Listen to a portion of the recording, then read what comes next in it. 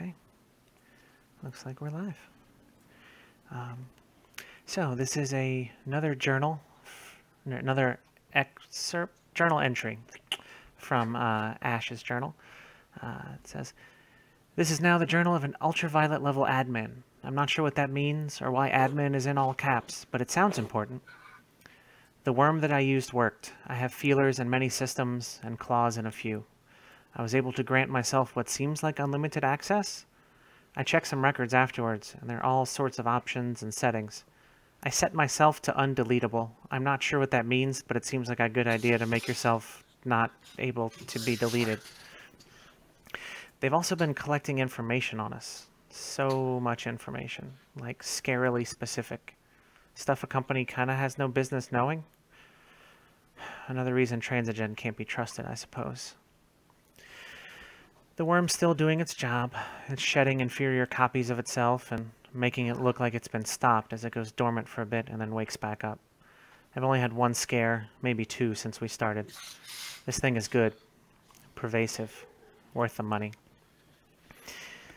You know, I was thinking, these computer systems, the human body is a very good analog for them.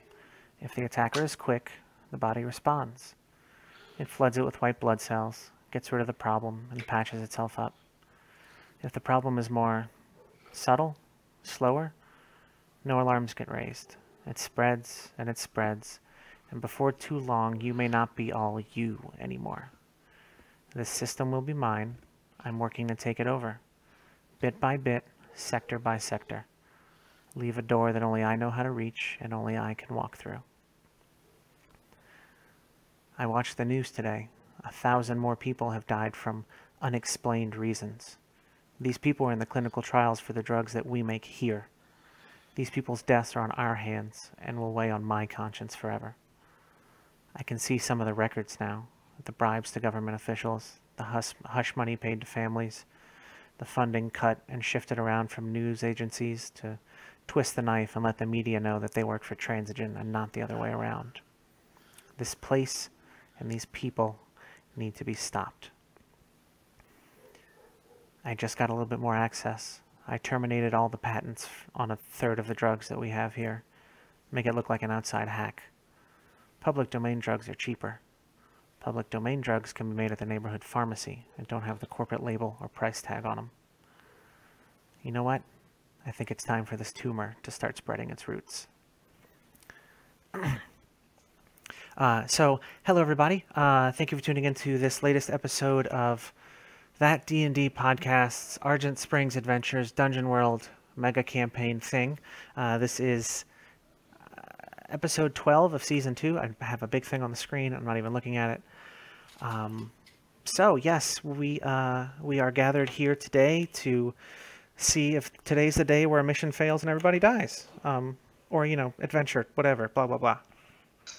Adventure! So before we get into all of that, we should probably introduce our players.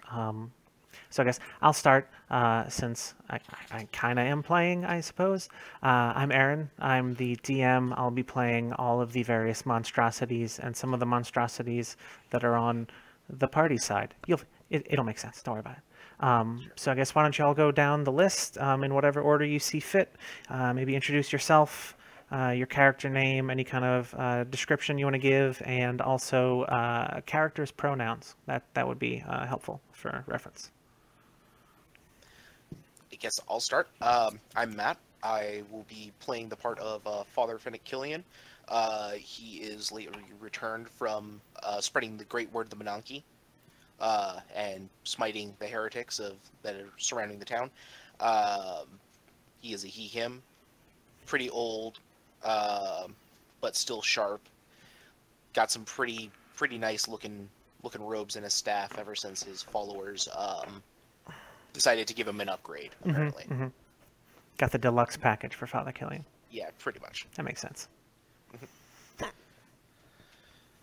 Oh, slow. That's good. Okay, let's go to Rob next, since nobody's volunteering a thing.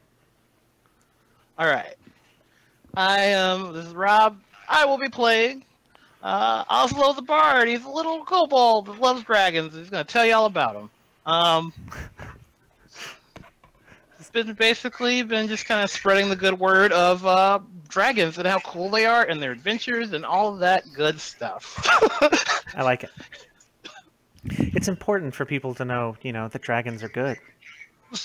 Dragons are great. They have a lot of money and power. And, there's probably a lot else that they can offer too, aside from maybe. just that. But that part's not super important. It's fine. All right. Let's go next to Danielle. Hey, I'm Danielle, and I will be playing the role of 6 voices as one. Okay. And Which 6 is this? It's a weird thing to say out loud. today, she's a bard. Okay. Ooh, we're gonna have a bard off. That'll be good. And she wants everyone to be friends.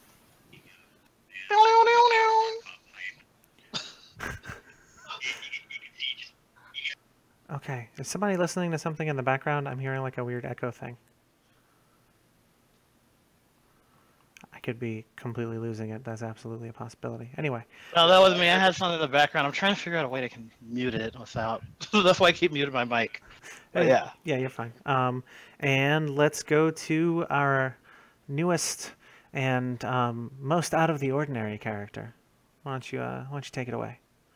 Okay. I'm Munkus, and I'll be playing Bix, Gix, and Nix. Bix and Gix are spider beetles from the Menanke, and Nix is their lizard person host creature that they have sort of kind of mentally taken over accidentally and are riding along. And Bix and Gix sort of serve as Nix's weapons. And together they sort of serve as one total host and fight together. Sweet. And your character is a fighter, right? Yes. Okay. Do they prefer to be addressed individually or collectively? You can address Bix, Gix, and you can address Bix and Gix together or individually. Gix is a little bit more erratic. Bix is a little bit more calm. Nix will not respond. Okay. But Bix and Gix do have a slightly individualized personality, but they also have a collective one. Partial hive mind. Okay.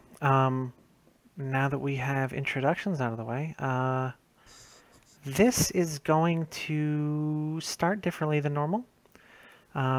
You are all... let's see. Where are you hanging out when several orcs come up to you and demand that you come with them? You can all be together or separate. That's fine. Just let me know where your character or characters would be. Killian's at the cathedral hearing petitioners, looking a little bored. Okay. Bix, Gix, and Nix would be in the middle of wherever the most people were, just intently watching everybody and skittering around. Bix and Gix would be skittering around on Nix, watching people. Okay. We're probably hanging out wherever we are needed. Are you and Oslo having comparing bardic notes? Well, now I'm curious, would those be like written notes or music notes? Yeah, no, I realized it after I said it. Yeah, I was about to say. Yeah, what does the 6 play as a bard? We sing, but The spoken word! As me as well! We must sing!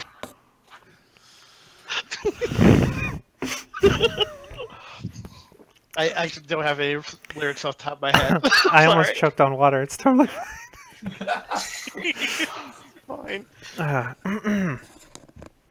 Okay, so each of you are all doing your own thing, and I think if this were, like an episode of a show or something, the camera would actually split into like 4 different shots, and it's kind of you each doing your own thing to various levels of boredom, and to each of you, like 3 or 4 fully armored, well-armed orcs come up, and they just stand at attention.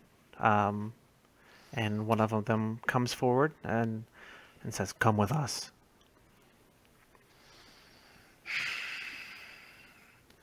Killian hefts Oh himself. yeah, I was just. Oh, go ahead.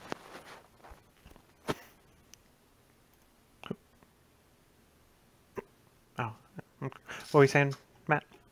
Oh, I was letting Rob go since he was jumping in. Also, Sorry.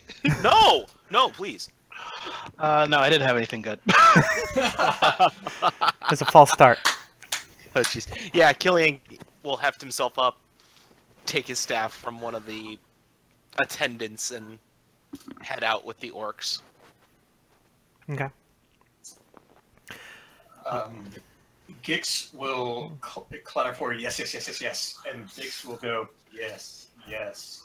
And Nix will lumber forward and put one arm on the whatever orc said to come forward, and then slowly nod, and then follow.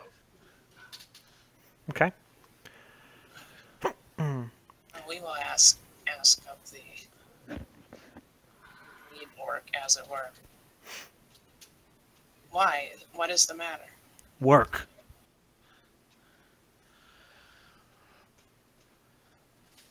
It must be terribly urgent if you have been sent to us. Yes. Things will be different. Come.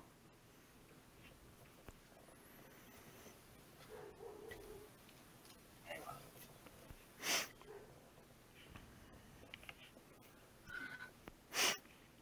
Oslo, are you giving any sort of resistance, or you going along with it? Work doesn't have to be difficult. We can make it easier with a bit of a song. There you go. Jeez, hiccups. So you're all led past the normal meeting area where there's like a bouquet of flowers where Ash normally sits. And there's like a lute with something draped over it. It looks like some sort of fancy cloth. And you're led outside, and there is an orc who is very tall. And How tall? probably like 8.5 feet tall. Okay. Just like broad and burly and looking super focused off in the, like kind of off into the horizon. And he turns around when you all arrive. And he says, "Are you ready to work?" What kind of work?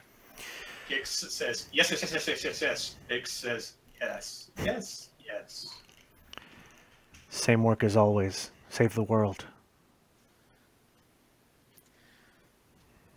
Gix says, world good, world good, world good. Gix says, good world, what world?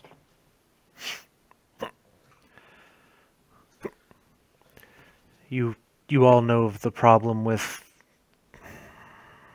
And you could see him searching for the word. It was the moon, yes? Happened last night. No, I was asleep. And he points off into the distance, and just over the horizon, you can still see the moon hanging there.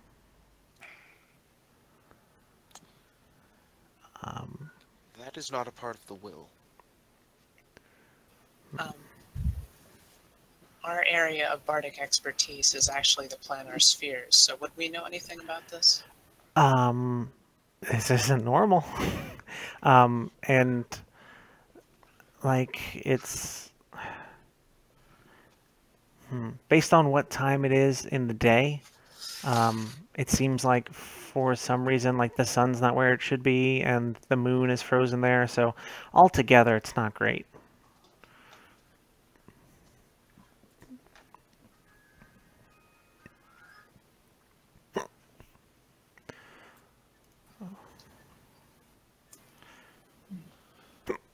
Dang it. We will address the. Is this the orc ambassador who's been sitting at the table in prior sessions? Yes. They look very familiar. We wished we could have met under better circumstances, but these are strange times and stranger things happening around us. The old leader is now the Underspire. It's times, yes, times are strange. I'm the leader now, for now, until she comes back. She's gone. I thought you a man of faith. I am of faith. She has delved into Menanke. Menanke will see fit to bring her back to us. Very good. Until then, I send people where needed. And this is important. You will not go alone. I'm sending you with... He stops and looks skyward for a second. He goes, backs up. I'm sending you with backs up.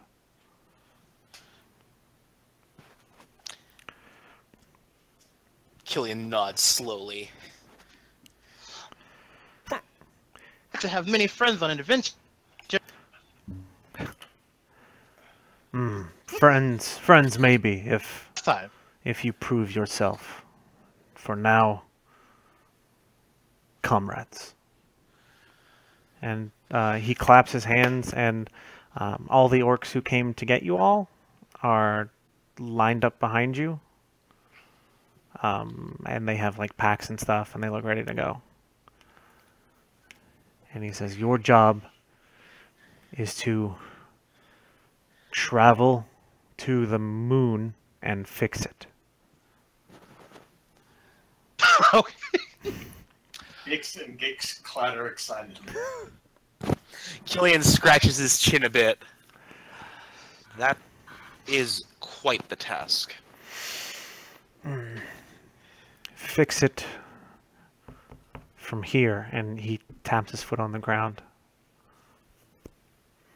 There is something below that is causing problems.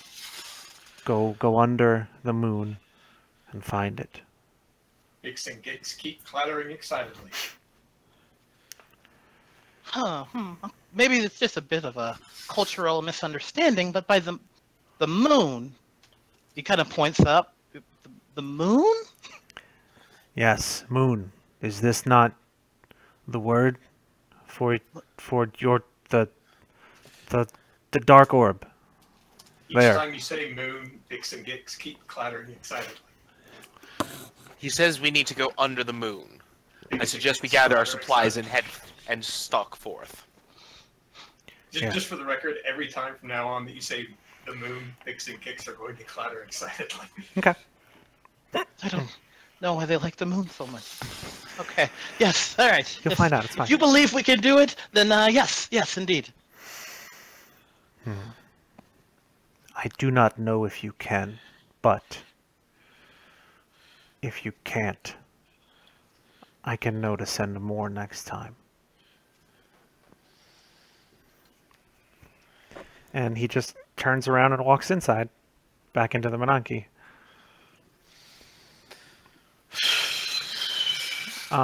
So hey, do you all need any supplies before you head off into Yes. question mark? Lot of supplies. Many supplies. Vienna sausages are on sale. You can get sticky dart arrows that don't actually do damage, but they're pretty great. They make a sound when they stick on people. Here, no, Any boomerang arrows? not a Frona's not here. So there's the adventuring supplies list. I think I showed it to y'all. Let me know if it didn't show up, or I guess if it did, I don't know. And that's kind of a list of all the basic stuff you can buy in town. Anything else you would have to special order, and there's no time. Need supplies. Lots of supplies. Shopping montage. Gear up montage. This ain't no ice cream social.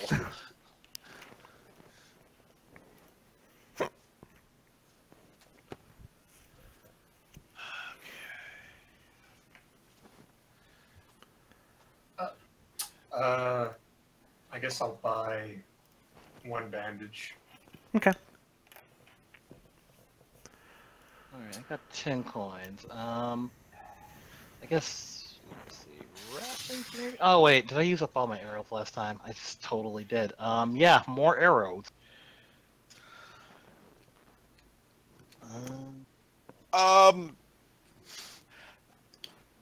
Benevolent GM, how far away does the moon appear to be from us?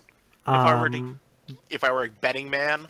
Barely peeking over the horizon, so let's say here that's at least 50 miles or so. Okay, so we're looking at 3 or 4 days worth of travel. Okay. Alright, and then another set of rations. Well, hold on. That's not true. Because average 50 walking... miles? Yeah, no, that's a couple days worth of travel. Not 3 or 4. Really? Estimate about 5 miles an hour walking, just for conservative estimate. So we might be able to get there in a day or so, if we're lucky. But we also want to take time for breaks. We're in the desert, so travel's going to be a little more brutal. So. Okay, I guess I'll buy some dungeon rations. Food would be good, probably. Yeah, I'm going to buy actually 2 things of rations. Okay. Just remember, if you do not have rations and you can't eat at the start of a new day, you start taking debilities, and it's bad. So. There is a reason. We'll get that. We'll refill some poultices. Alright. Dungeon rations, 5 leases, 3 coins. Get. And make sure I've got my dungeon gear ready. Yeah, looks good. I'll get 2. I'll get 2 dungeon rations. I already got some. 6 coin. Bada bing, bada boom. Wabba babba. How much does a dungeon ration cost? 3 coin. Yeah, I'll go ahead and buy 2 as well. Brings me down to 2 coins. And 1 more dungeon ration. Okay.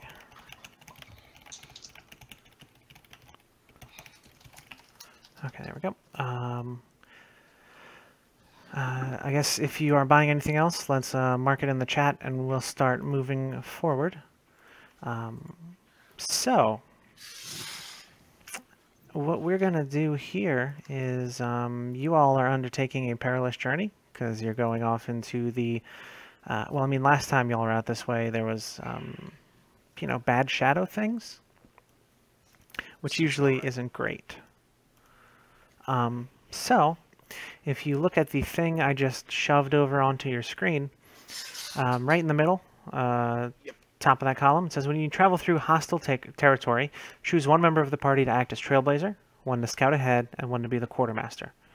Blah, blah, blah. And then we're going to roll. So who's going to be what? Oh. It's wisdom. Yep, it's wisdom for all of them. Okay, so Killian's good for any of this.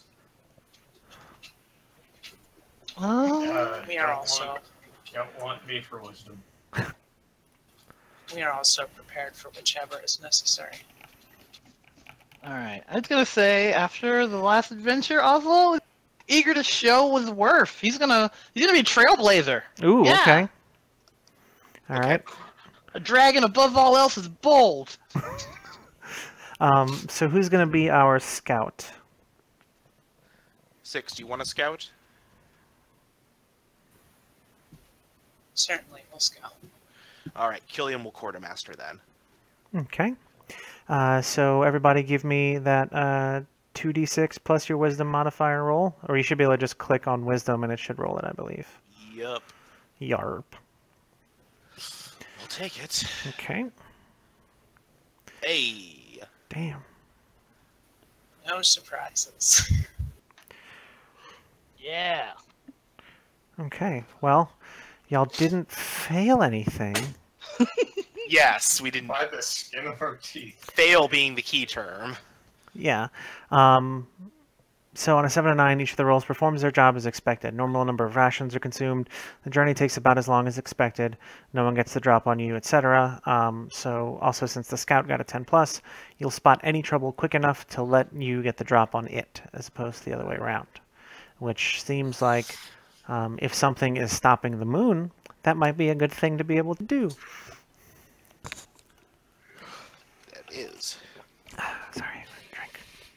Okay. So you all head out.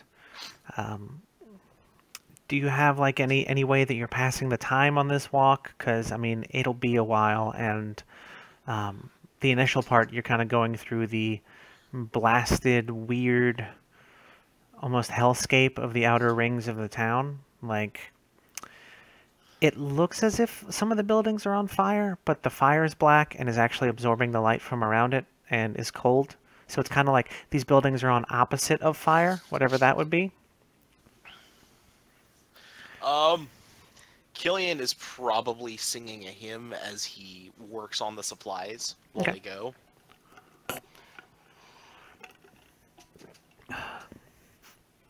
It's a bold move singing in front of the two singing bards. It's a hymn. He's confident. That's fair. That's fair. That's about all he can really sing. So we. Is it a hymn about the Menanke? It is absolutely a hymn about the Menanke and its bountiful blessings, how we will wrest our power from its depths and use it to rise. Mm. I like it. And Marcus, you were saying something? We each consume a ration. Yes. I guess, yeah, eat one for the first day you're going out, and then we'll, every morning we'll do another one unless somebody can't, and then we figure out how that's gonna go. All right. Damn it.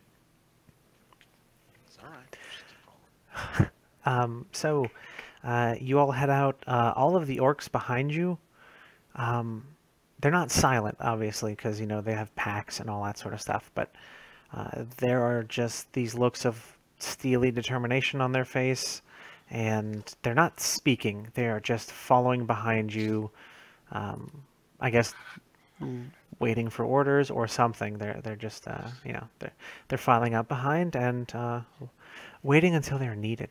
Let's go with that. That's useful. Yeah. So, I mean, the first 2/3 of the day go about as actually better than I would think you guys would expect, that y'all would expect, rather, not guys. Killian fully expected an attack as soon as they got to the outskirts of Argent Springs. Yeah, well, I mean, especially since some of the buildings are on negative fire, you would expect for there to be a shadow presence, but there's been nothing. That's bad. Like, there's no shadows, there's no birds overhead, there's no lizards skittering into the sands to get away from you. Like, you, as far as you can tell, are the only living thing in this desert as of right now. Gotta admit, that's unnerving compared to the Menanke where life was all around. Dix and Gix are just super interested in everything around them and keep crawling all over Nyx to get as much of a view as they can of everyone and everything. Nice. just scaring about. Killian, have you checked in with our escort to see what they have brought along? That as quartermaster, that probably would be part of my duties. I assume they have supplies for themselves, essentially. Yeah. Anything else of note? Sorry. Oh no, you're fine. If you like, are you going up and asking them like what they've got, or how are you broaching that topic of conversation? Essentially, Killian would go to them and probably greet them and ask them, what they have brought to sustain themselves for the journey, Mm-hmm. and make sure that they have been well provisioned and equipped to face danger. Okay. So without breaking stride, the orc you're talking to has like a pole arm and just tosses it off to the side. The one next to him catches it with absolutely no problem, and the orc takes the pack off of their back, holds it in front of them, and like opens it up, like super well drilled. Like this person has done this hundreds of times, and if you didn't do it right, you were punished, sort of thing. But opens it up and then shows it to you and like tells you what each thing in there is. So you've got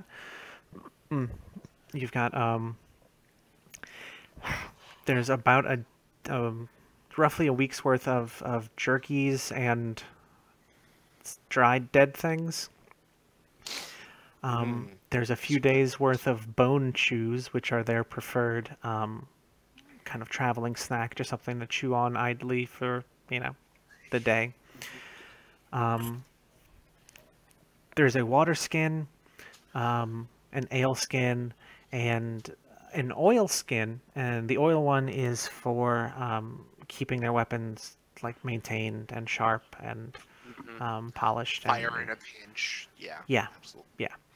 And aside from that, there's it seems like small keepsakes, like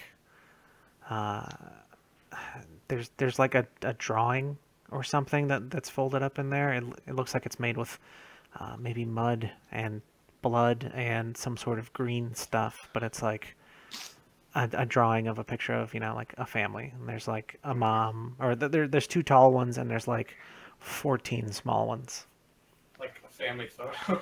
basically, but drawn.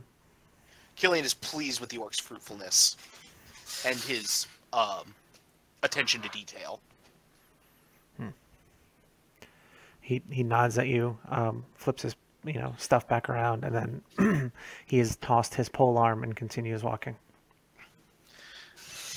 Killian will assume the other orcs are similarly provisioned if they all have the same discipline as this one, and will continue to manage the rest of the party's supplies. Okay. Let's see.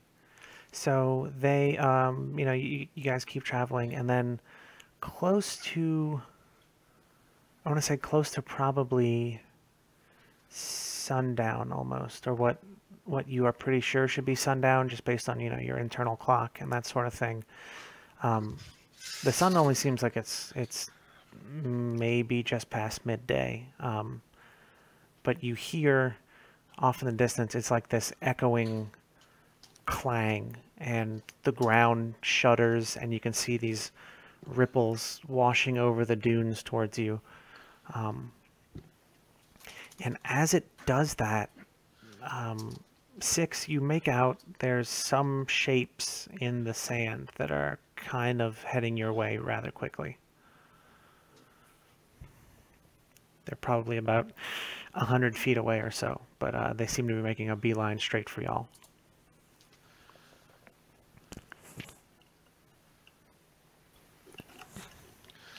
We will warn the party.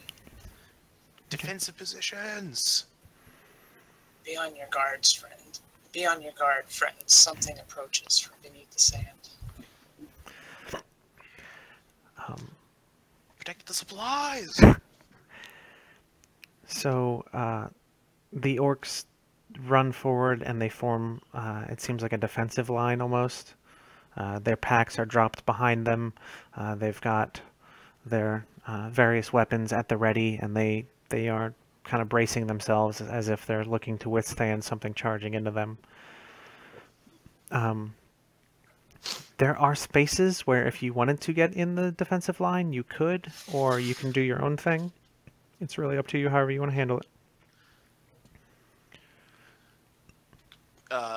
Yeah, I guess Killian will ready his staff. And who's the most formidable looking out of our group? That would probably be me. Excellent. Do I need to be in touch? A Yeah, no. gigantic crocodile motherfucker. Yeah, seems legit. So basically, what will happen is Killian will plant his staff in the sand, pointing out, and point at Nix Kicks Bix, and utter a prayer of blessing to them. You're probably going to want to tell them what to do. Punch fight! Punch fight!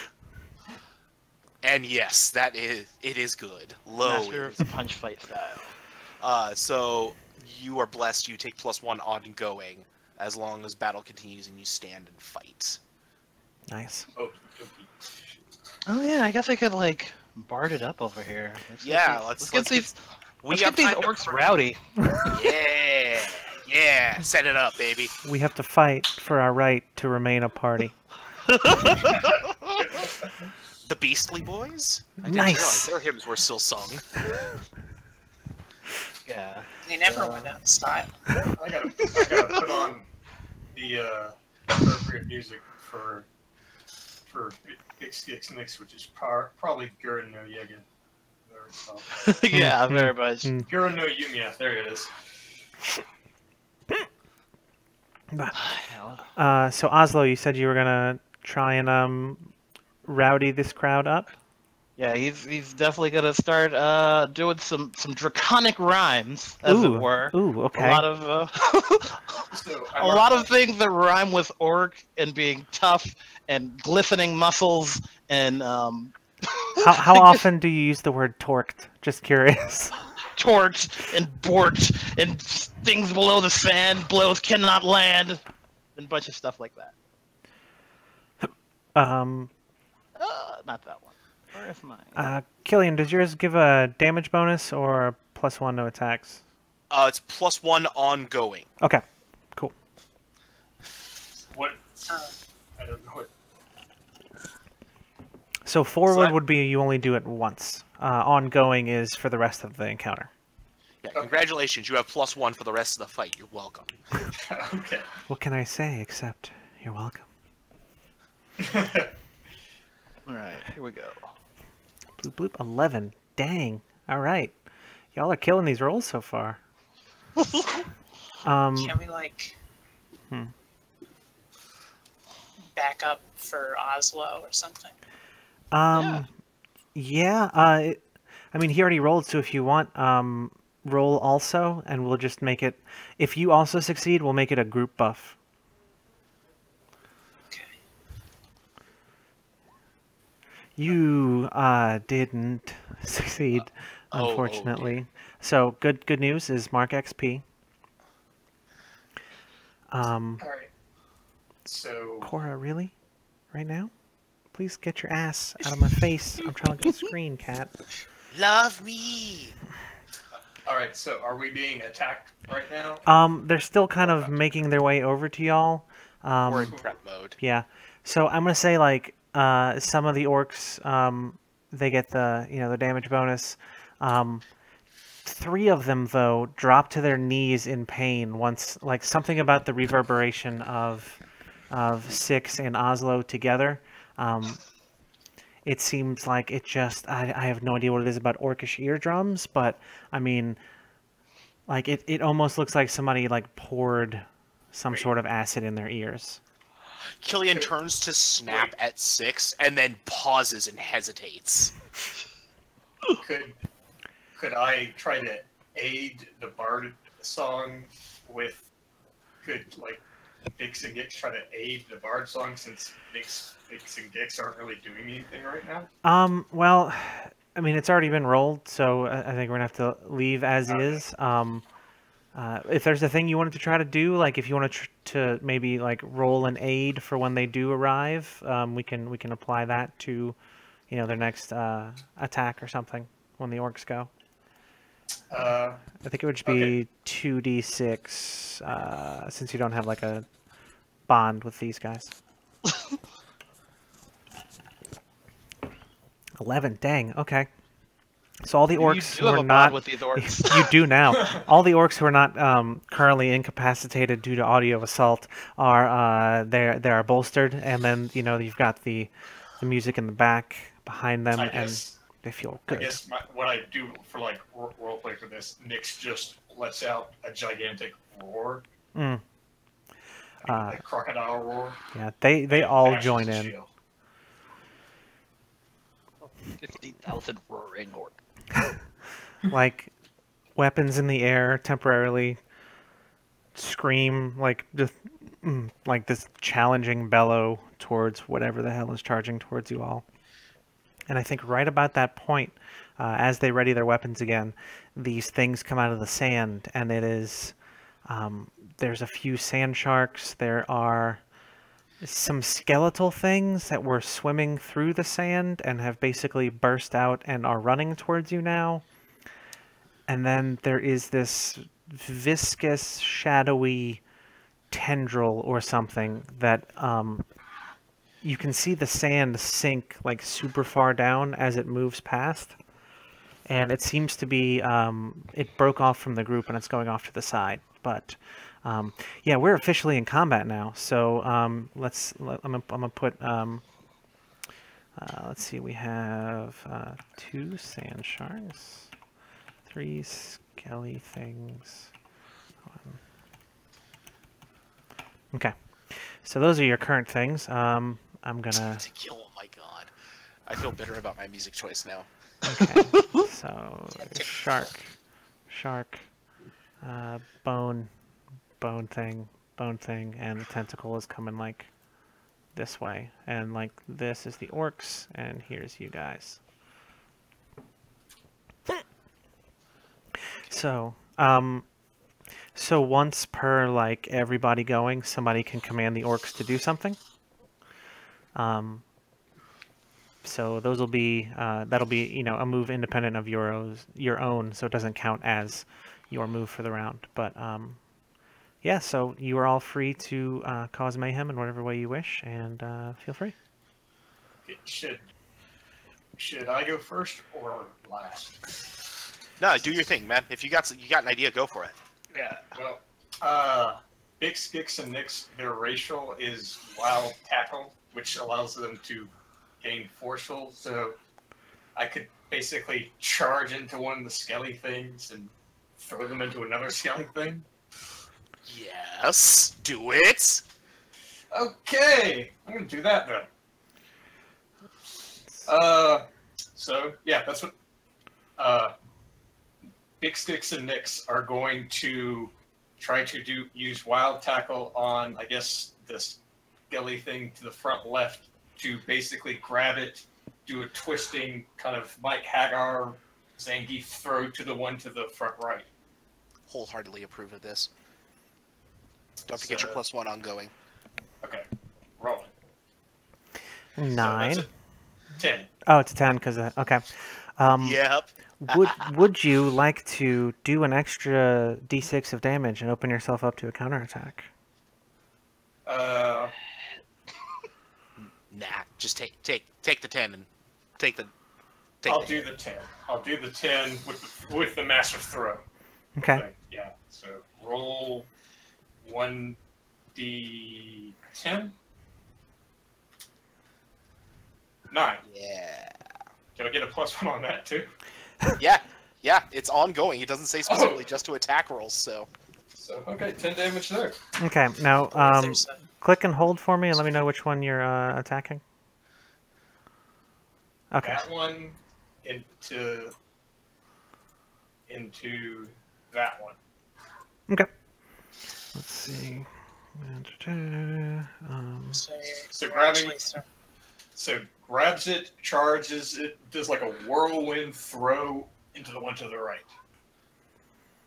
Okay. And right now, Still More Fighting is playing off the Spotify, so this is really appropriate. So yeah, this one's gonna get tossed. It's gonna be all sideways over here. It kind of clips this this shark, bounces off the top of it more than anything, but it's definitely takes a second to get its bearings. The one that you threw is not doing super great.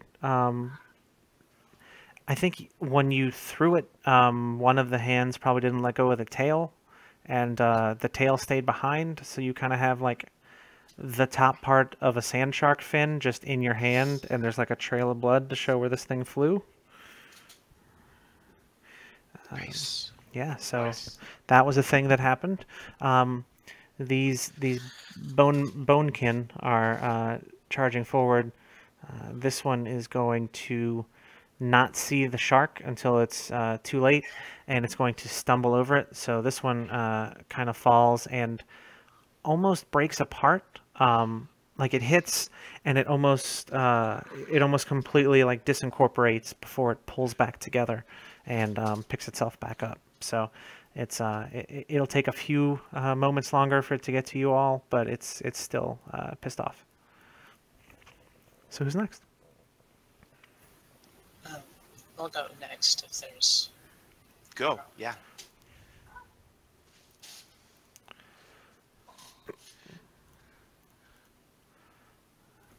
Let's see. We will turn our attention to this other sand shark here Okay. and utter a single note that is a thunderclap.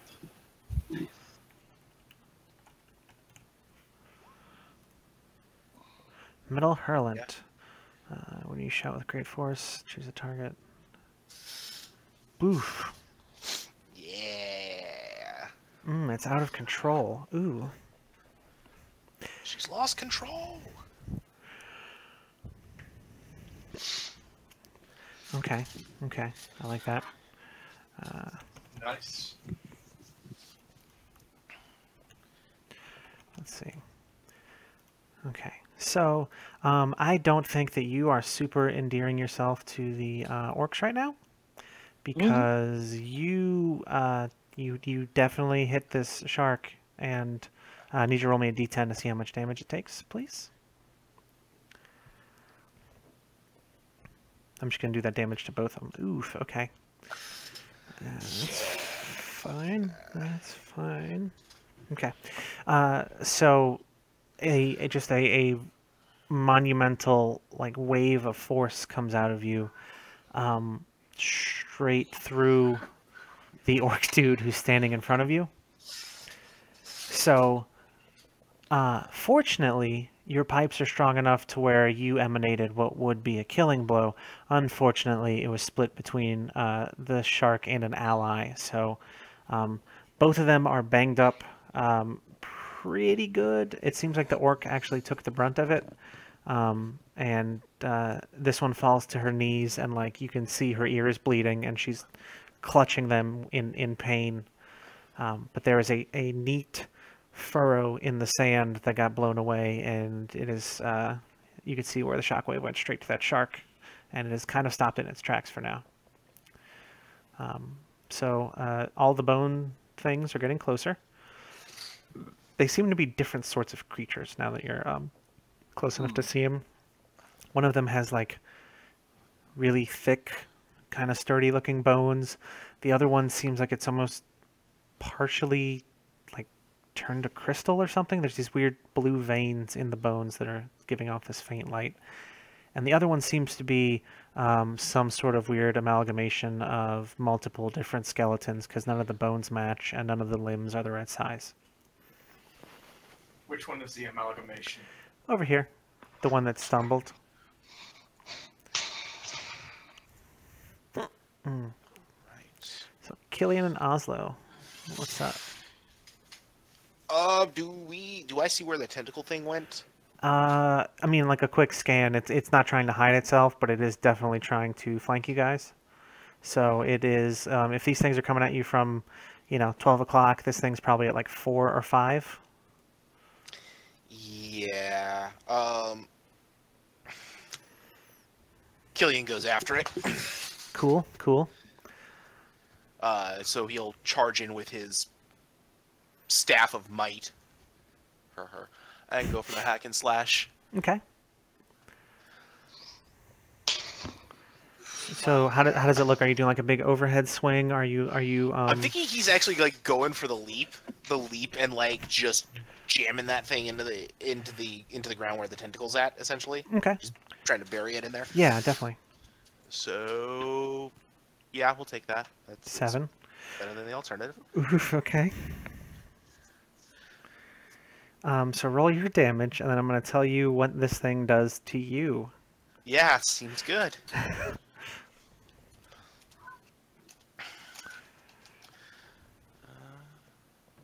I don't get plus strength on this. It's just what I got. That's a 4. Okay. Got it. So this. Okay, so this thing is going to. It completely shrugs off the blow that you do. Like you could tell that your staff actually kind of bit into it, but this thing doesn't care.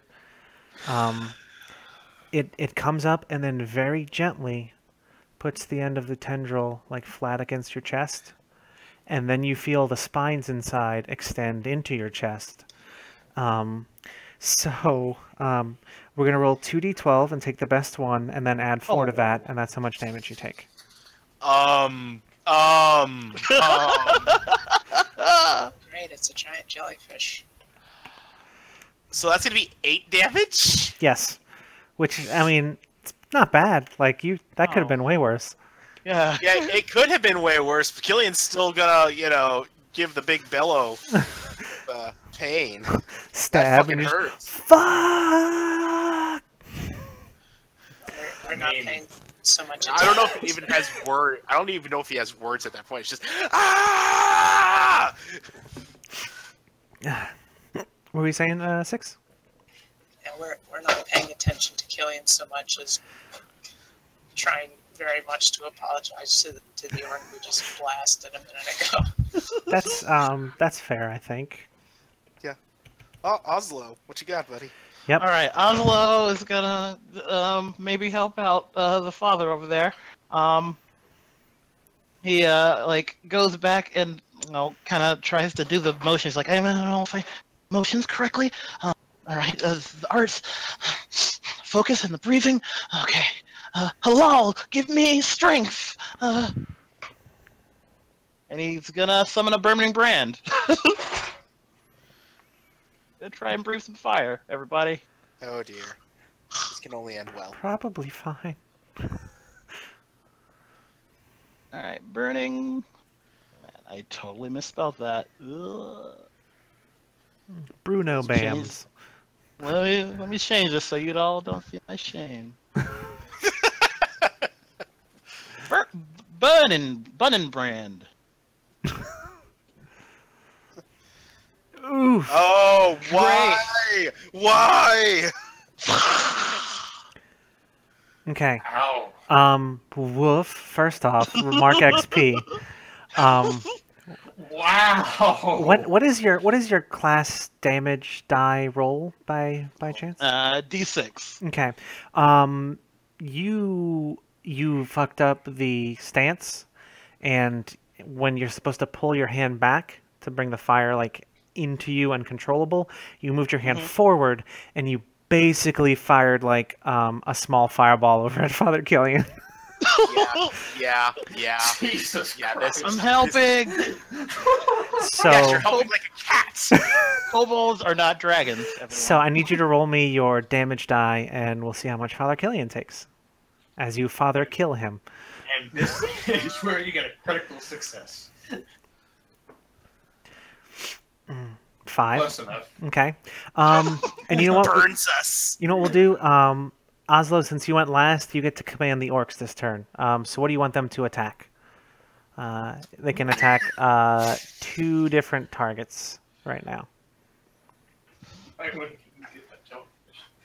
I pointed like, Father, sorry, priest. Still working out the kinks. Orcs, save him from Screaming, the yelling. jellyfish. Okay, so you want all of them to go over that way?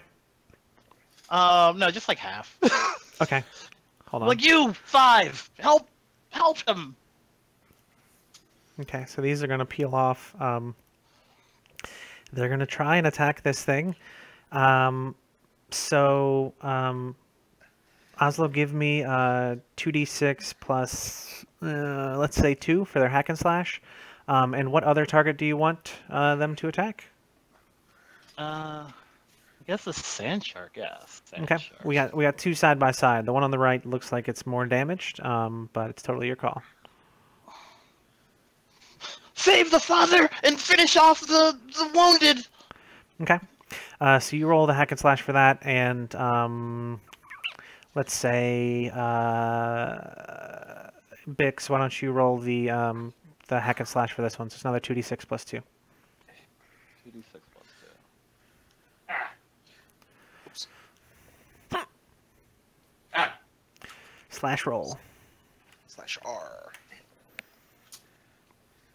8, not bad. Okay. Hooray! So luckily, the ones attacking the jellyfish aren't getting counterattacked. Wait, do you want them to open up to counterattack in exchange for more damage, Oslo? No. The fires are burning inside of him. And outside.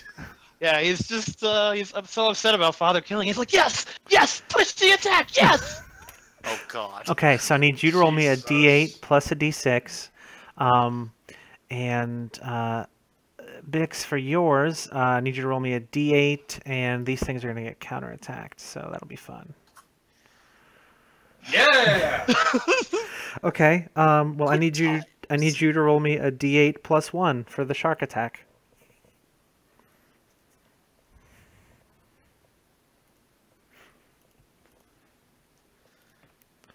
Yeah! Great. We're great generals. Ah. Hey. Okay. You were elected to read, not to lead. I mean, that's my first critical failure of the night. It's totally fine. So this shark lunges at them as they stab into it. I don't think they've dealt with sand sharks before. They've mostly worked in the Menanke, and sand sharks are not a thing there. So it moves in ways they didn't predict. And, I mean, this thing is in pain and is thrashing about. So even it's more ferocious than you'd expect. And it flies forward, chomps on the neck of one, and you notice that its fin is, like, sharp. And it spins and, like, cuts the throat of another one as 2 of the orcs fall. And, So there's 1 orc left. no, it was 5 for each. Now you're down to 3 for that group. Okay. And these stab into the tentacle. They pull back, adjust, and stab again. And I need you to roll me. Okay, I'm gonna give you the thing to roll. Just put /R in front of that, so we can see how bad this goes. Okay. Oh, jeez. I don't think I can kill all of them in one swoop, but close. Jesus Christ. Yeah, Yeah, open that it up thing to a counterattack. You're Why just gonna not? fucking just chunky salsa our orc escort. Oof, 12. Okay. Yeah. That's not a 2. Okay, hold on. As they stab and pull their weapons out, it just explodes into these quills. Like, it breaks the very end of itself off. So it's a ball probably the size of, like, a medium-sized dog, and it begins to roil and ripple, and then it's just this puff of shadowy smoke, and 3 of them are just absolutely perforated. Like, you can see it sticking all the way through. These things are maybe like spear-sized, and they just... So 3 orcs drop face down into the sand. Yeah, that's great. Real great. So we're back up to the top of the initiative. How's it going? I'm I think I'll go first again. Okay. I need healing really bad for you bards over there. Do you really want to trust either of them at the moment? I don't, but I don't really have a choice now, do I? That's fair. I think Bix, Gix, and Nix are again going to try to wild tackle the really wounded sand shark. Okay. They're going to use Nix to bite down on whatever approximates its neck and throw it into the skeleton to the right and get in between the sand shark to the left and try to basically protect the 3 remaining orcs.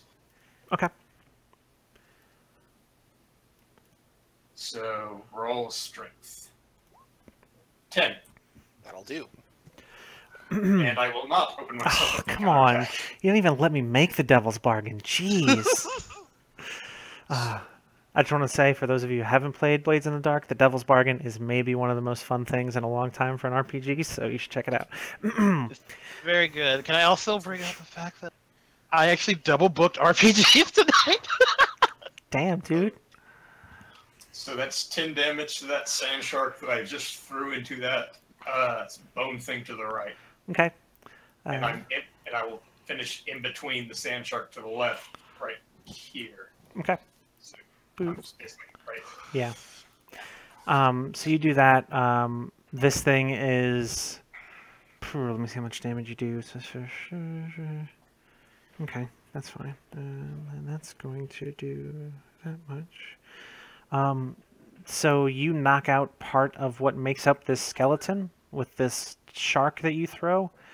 The shark breaks apart on impact just because of the force.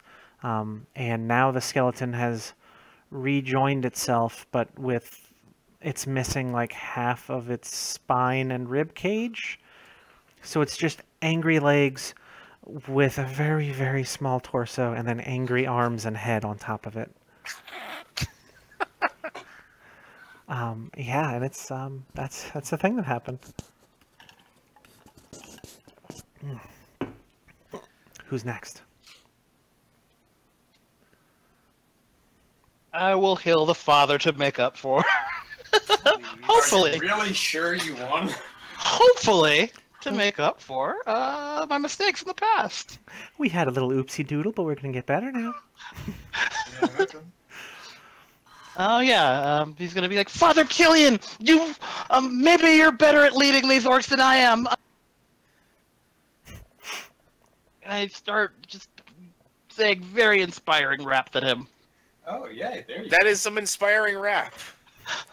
The flames of my misplaced fireball, sorry, are nothing compared to the flames in your heart.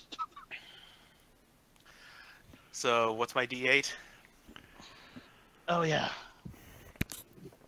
D8. Good roll. Damn. Yes. Yes! There you go. Father Killian, you suddenly just feel revitalized. It's almost like the Monanki shines on you, even in this strange, cursed place. God, I hate the outside so much.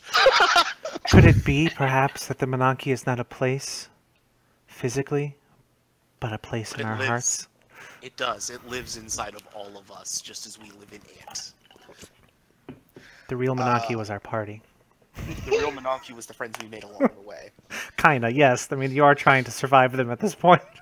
To a certain extent. Yeah.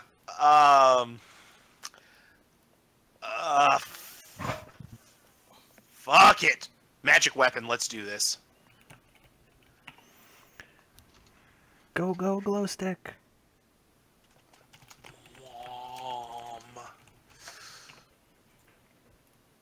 I mean, it's not the worst possible thing. Ooh. I will go ahead and take the -1 on going. Perfect.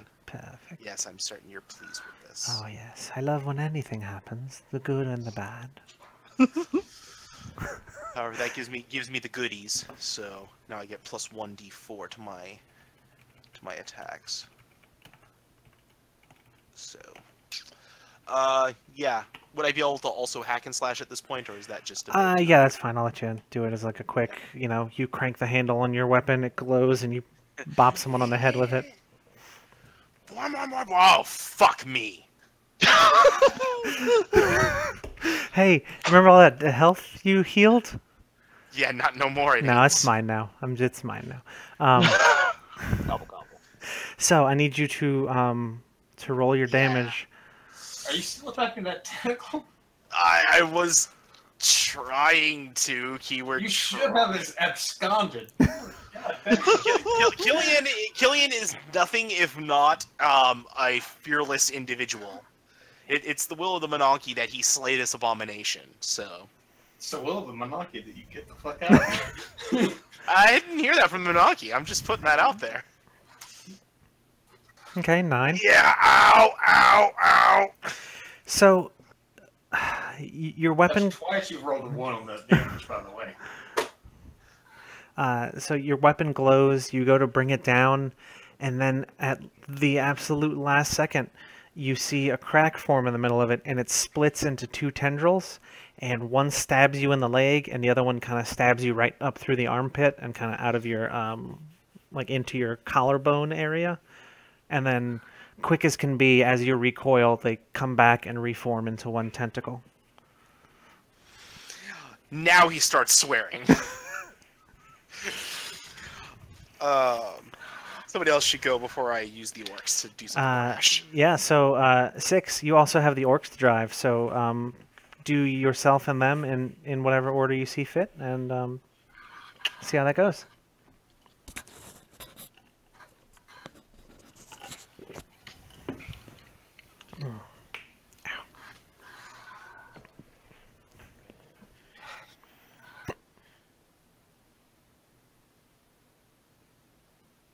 Danielle, you there?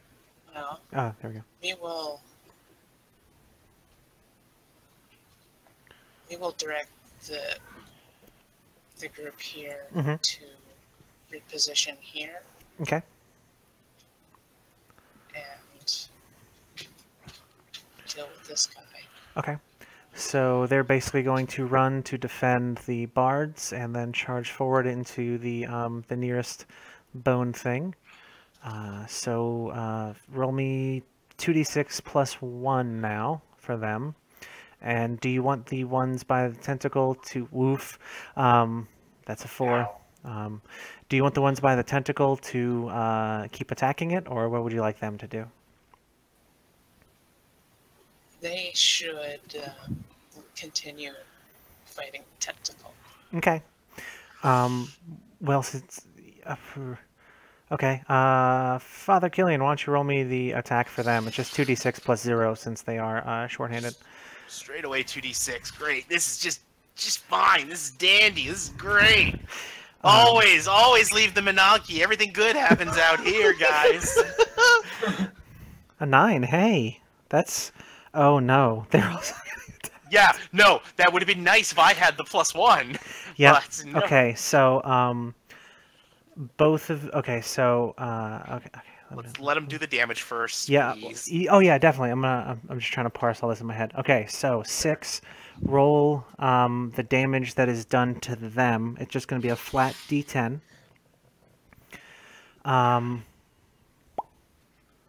Okay, they do 7 to this thing. Okay. Saving your good rolls to hurt the orcs. They take... Woof. Okay, so there is an orc left here. And they get pulled. Oh, shit. You're welcome. You're welcome. So, with that much... Okay, so they... I'm thinking some Silent Hill here for this. It splits again, but this time into 4. Two of the tentacles will spear straight through like the meaty upper thigh part of each of the orcs, and pin them in place. And as they scream out in pain, two tentacles, like one tentacle goes into each one's mouth, and you can see this like thing enveloping their head. And then before they can even make a noise, they are pulled face first into the sand and like through the tentacle thing. Man, the bond I had with those orcs. Killian was going to help them honor their comrade's sacrifice. Which He's okay orc with is surviving left? at this point. Yeah, which orc is left? Can we name him? Or Why don't you wait until the end of the combat to see if it's a thing you need to worry about? Should have named it before we went out. That would have been. They don't get named until they come back from an adventure, okay? We still gotta No, move not before the round rolls Failwind. over. This name is not Failwind. What'd you say, Danielle? We still gotta move before the round rolls over, right? Yes. Yeah. Sorry, I was just getting it ready for the next set of things after you go.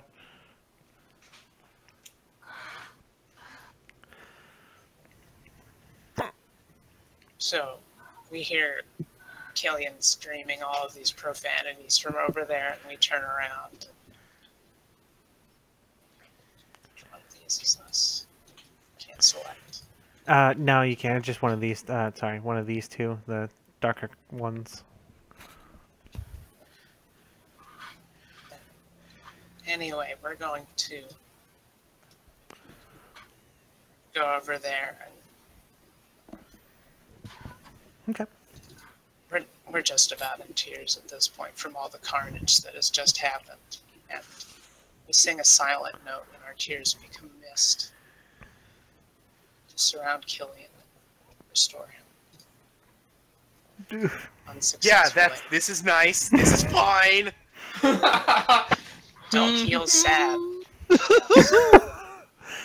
Yeah, don't heal sad or angry, or really there's like a very specific set of circumstances where you can heal. It's like, don't do it when the sun's too high or too low. If there's a moon, make sure it's like not this color. No. You have to adjust for whatever terrain you're on. Your song is wah, wah, wah.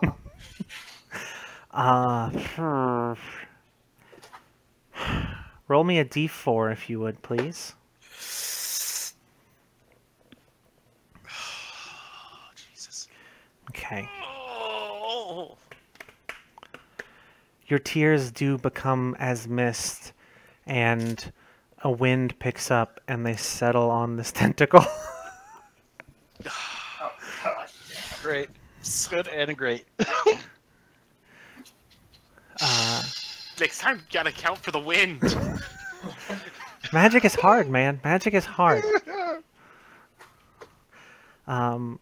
Yeah, so we are back up to, not the actual initiative, because we can kind of do whatever the hell, but everyone has acted, so let's, everybody's free to act again. This bone thing is closing in on Oslo. The outside one has recollected itself and is kind of charging over towards Father Killian and Six. We have Bix Nix over here with the sand shark, and there's the one orc holding this bone thing at bay. Jesus. Is going it good. possible for Bix Nix to leap over and do a kind of diving tackle on the tentacle thing to defend Oslo here?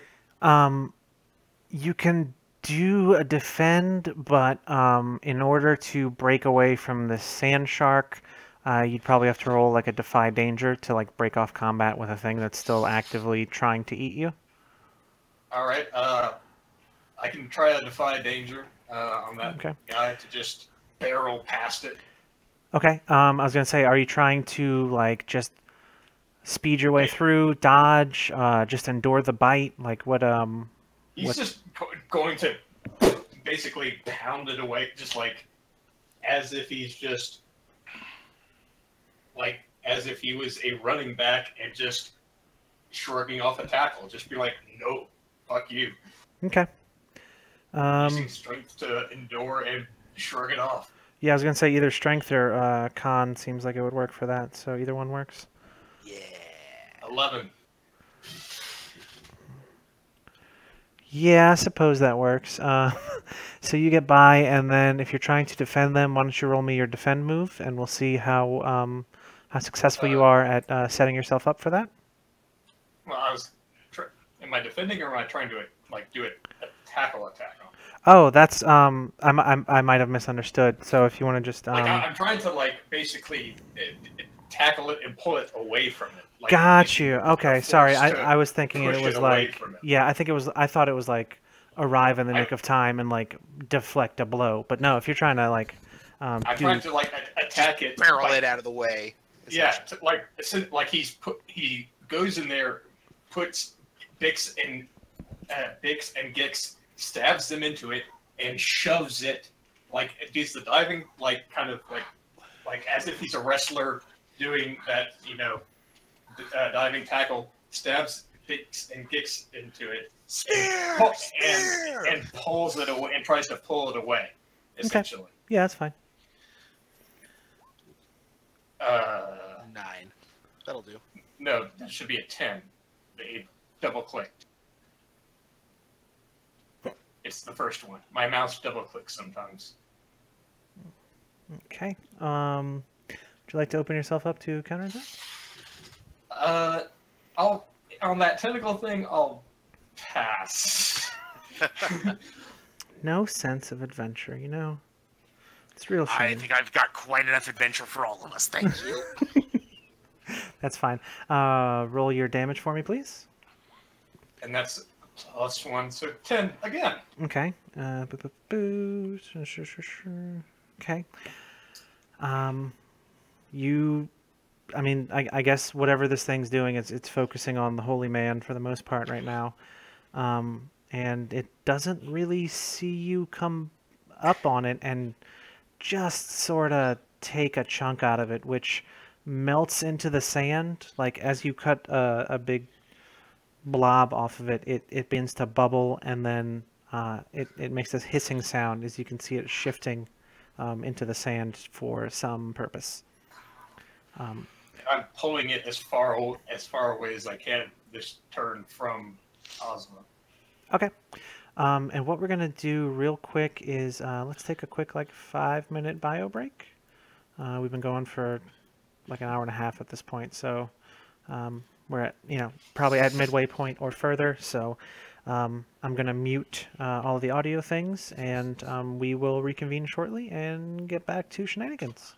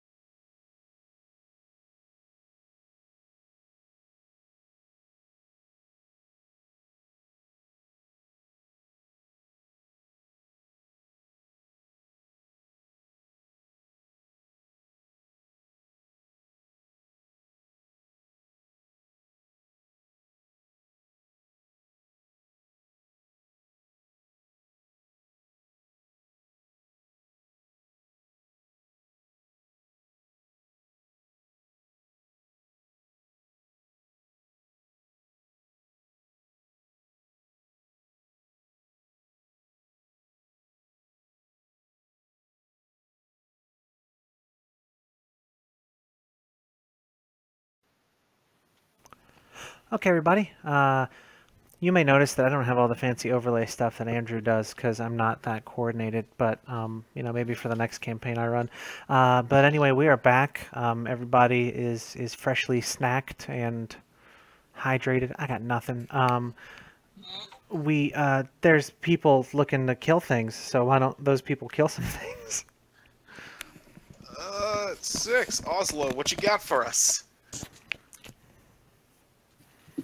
I got a skeleton all up in my face. Business, right?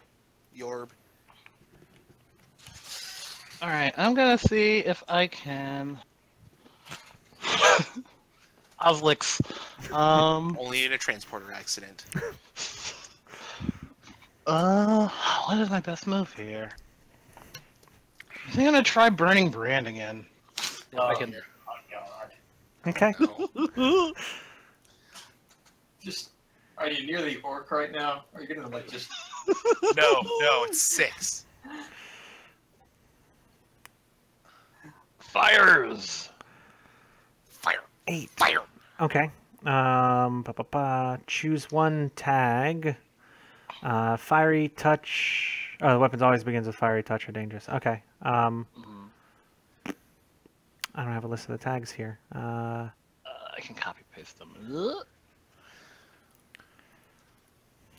Copy paste. Copy paste. I mean, like I trust you, so if you tell me what tag you want to add or remove, just go for it. Okay, let's go for +1 damage. Okay, fair. And now that you are, your hand is on fire, what are you gonna do with it? I'm gonna burn the skeleton. Okay, there's one coming up to your left. There's one on the other side of the orc. Which one of those would you prefer to heat things up with? I'm gonna go to the one on the left. I can probably take care of the other one. Okay. I can roll intelligence instead. Let's go. Gonna be fine. Do. So which tag did you choose? +1 damage. +1 damage. The damages. There we go. All right, a 5. Great.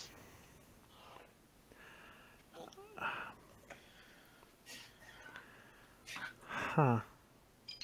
Mark XP. Yes. Oakley dokily do. Okay, so here's what's going to happen. You're still going to use one of your charges. And, like, how are you trying to hit this thing? Like, were you trying to do, like, just a fireball punch to the chest, or Yeah. Okay. Trying a shining burning finger. Yeah, exactly.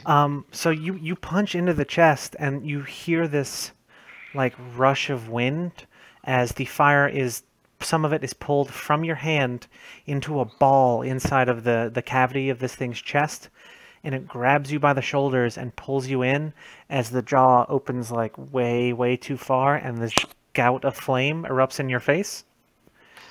So you're going to take a D10 from him as you get a taste of your own hot medicine. Fire cannot kill a dragon. Damn. Oh, Maybe not. No, you can't. Okay.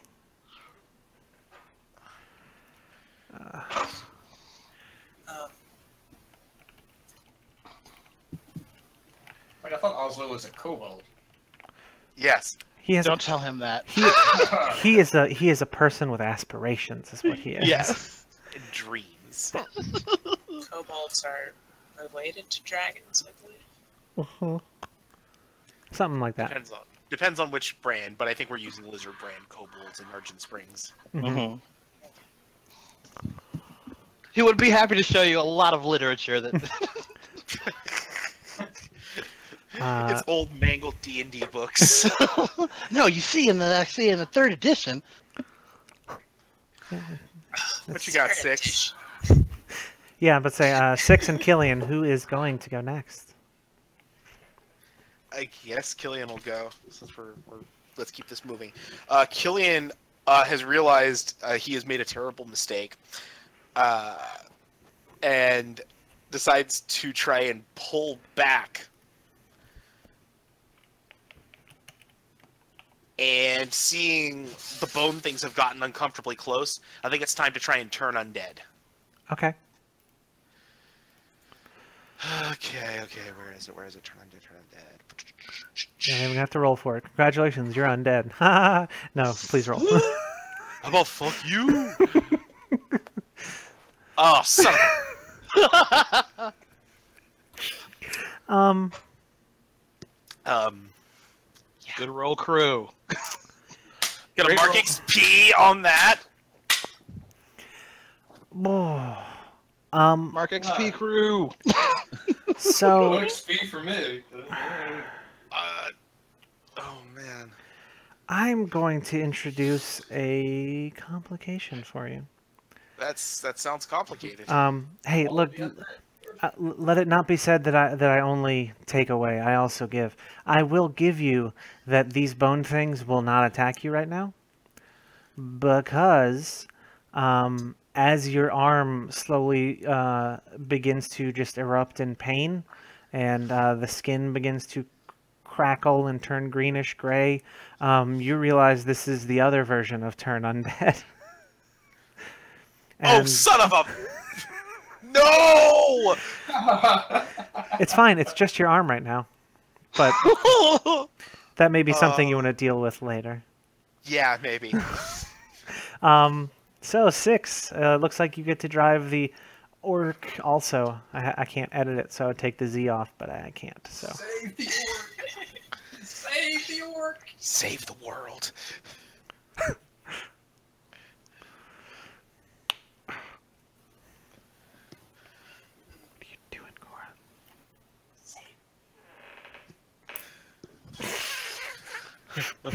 Just scared the shit out of the cat.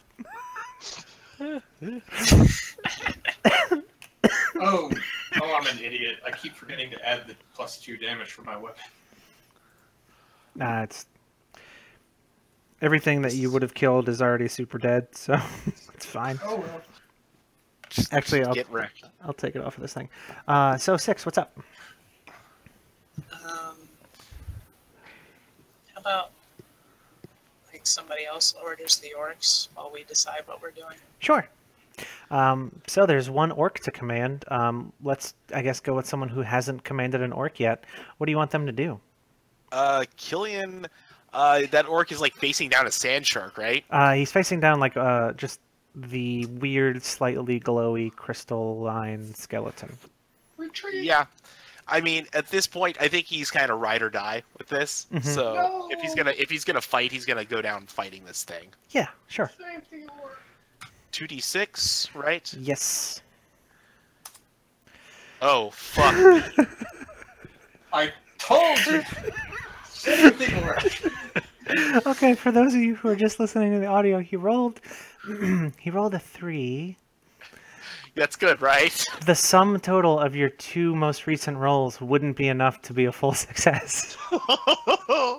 Yes, I know. I'm quite well aware. Thank you, madam. I'm sorry. So I need you to roll me a d10, and very many of these numbers will kill this man. I'm being punished for my hubris. I dipped out on the last game, and this is what I get. Hey! Oh! Hey! Nice. Now it's a full success. Huh. Okay. Wow. I was not planning on that guy You're a living through this failure. round. Your He is. He's gonna live. He's Yes. gonna be this grizzled orc veteran coming rolling back with our happy asses. Your failure gets to be used as a positive. Oh. Yeah. There's the skeleton punches, Yeah. and you can hear this pop as like the orc's shoulder dislocates slightly. Yeah. This looks like a larger female orc, and she kind of looks back at you, Killian, and she she kind of has her teeth bared, and then she takes a deep breath and then gets back into battle position in front of the skeleton. Okay. Yeah. Okay. So, 6. Do you know what you would like to do? How is Killian looking right now? Supremely fucked up.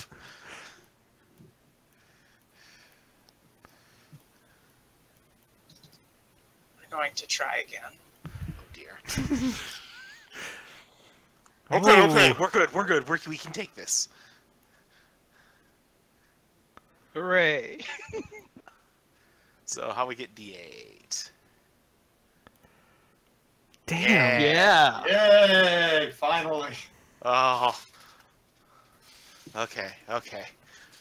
We can do this. That's okay. Nice. Hey, maybe things are getting better. A soothing mist surrounds you. Nice. Do you get 2 effects or just 1? No, we don't have the move that gives you 2. Okay. Super effect. So, Killian, as you are renewed, what fond memory comes to your mind as you feel fortified from within to continue this fight?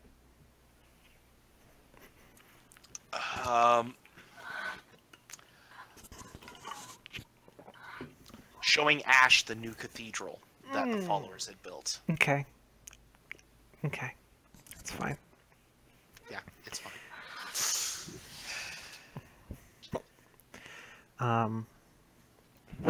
Okay. So yeah, we're back up to the top of this initiative thing. This sand shark is kind of just full bore charging towards 6. We have the bone thing that was going to go for Killian, and then it stopped. And there's this, you can't figure out how you can read recognition on a face that is nothing but bone, but it stops and like the head tilts, and then it goes towards Nyx and company. So yeah, things aren't super great, but they're not they're not completely dire. So They're not Fishman mission yet. We're getting there though. we like to call it fishmish in the industry. Thanks. So yeah, whoever wants to go. Those guts come out. God damn. I think Well done. Nyx will try again. Okay. We're gonna try to using Bix and Gix again as in their weapon form, digging in as hard as we can to pull the tentacle out and bash it into the bone thing, and just as hard as we can pull it out of the ground and suspend it in the air and bite into it. Gross. So- Okay. Cool, but gross. So the Yeah. Slimy yet satisfying. You got an 8. first one, so got an 8. So I'm gonna roll damage Mm-hmm. again. The first one. Yep. So So 12. 12 damage on the tentacle, right? Yeah.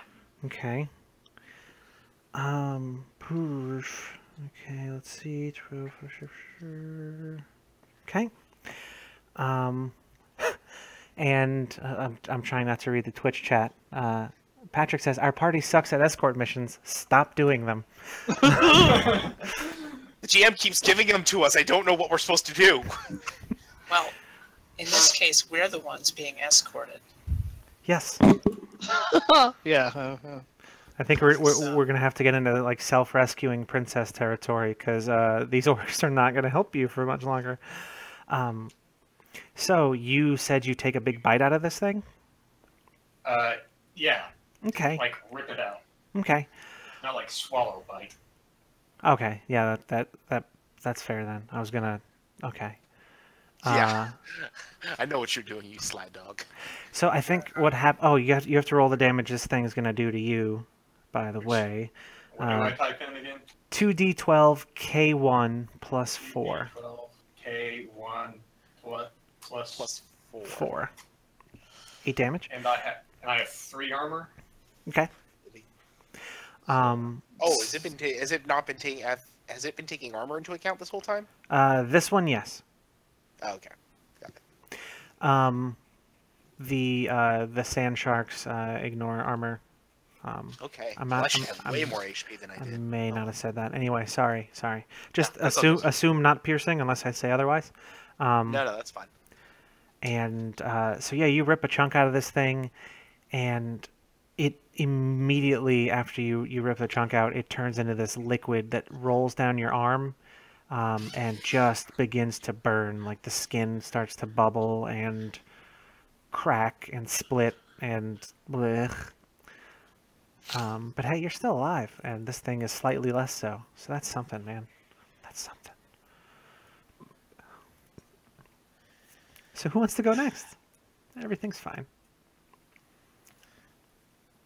Pretty sure Killian needs to stop that sand shark before it eats 6. Unfortunately. So let's try to hack and slash. Okay. Again. And don't forget, I think your weapon is blessed, so that's It good. is blessed. Hashtag blessed. Would you like No, to... hell oh, no. Come on. If his weapon is blessed, then can he only wield it with one hand? What do you mean? I don't get it. His other hand is turned undead. That is a good point. You know, it is he's used to hefting it around on one hand anyway, so. Yeah, I don't think mechanically it would be any different, but like... Well, wouldn't it Yeah. be like weak? Nah, Killian's strength 16. He's buff as hell. What are you talking about? Well, there's a weak debuff. Yeah. Oh no, we're gonna get into the consequences of a zombie arm in a little bit. Aaron has something planned. So no, yeah, we're just gonna There's one thing you need to know about me is that I never have anything planned. So yeah, we're gonna do 6 damage to that shark there. Okay. Give it the stabbins. Boop boop. Okay. Still kicking. So, yeah, this. Is there a way to get myself forward? Or not forward, but a global thing on the character sheet? I don't think there It is. doesn't have an ongoing, unfortunately. Yeah, that'd be nice. Like I mean, you I could just like. click +1 forward constantly. Yeah, I like the blade Let me sheet try where it something. gives you the option for extra Yeah. dice and stuff. Oh, that's such a good sheet. No, that didn't work. Nope. It's cool. We'll it says +0 global ongoing, so it's got to be somewhere. Hold on. Yeah, that's what I was wondering. Let's see. There's hold. There was a box all the way over to the right, and I thought that might But be it. that's for hold. I'm fairly Okay. certain. Yeah, well, there's a.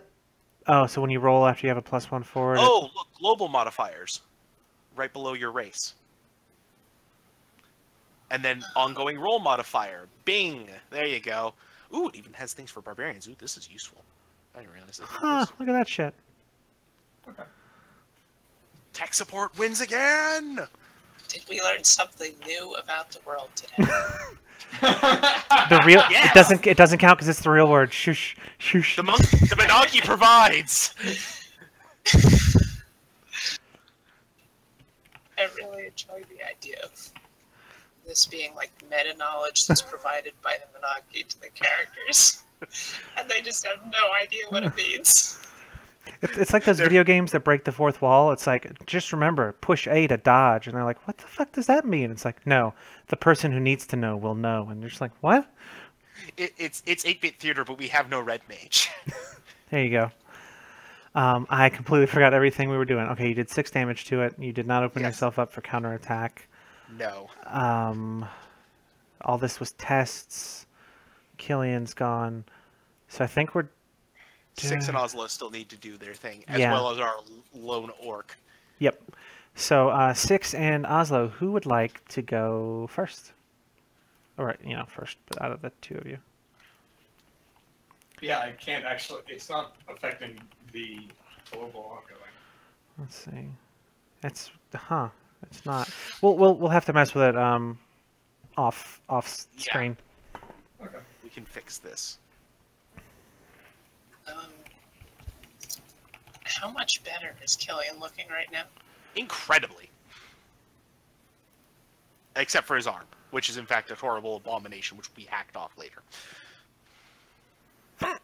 God, you just...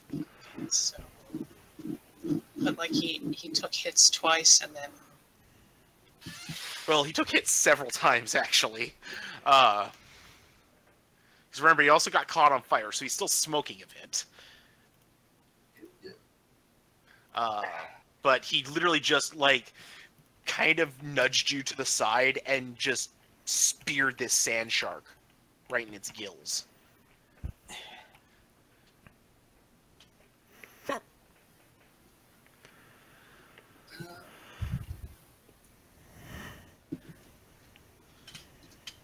We will take this opportunity to follow up with our thunder against the same sand shark. Thunder. Oh yeah! Damn.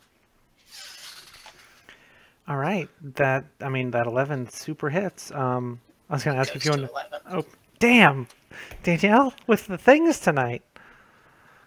Well done. What the? Jesus. So how does it look when this shark dies violently by Soundwave? Well, I'll tell you what we've got playing. Nice. Like the sky goes briefly dark for an instant, and there's a clap of thunder from right where the sand shark is, and it explodes from the force. Nice. I like it. All of you who are within what I like to call the Gallagher zone, you are covered in viscera. That shark is no more. Killian is entirely used to this. Just another fucking day out in the real world. This is why I never come out here. Yep. Piece of shit.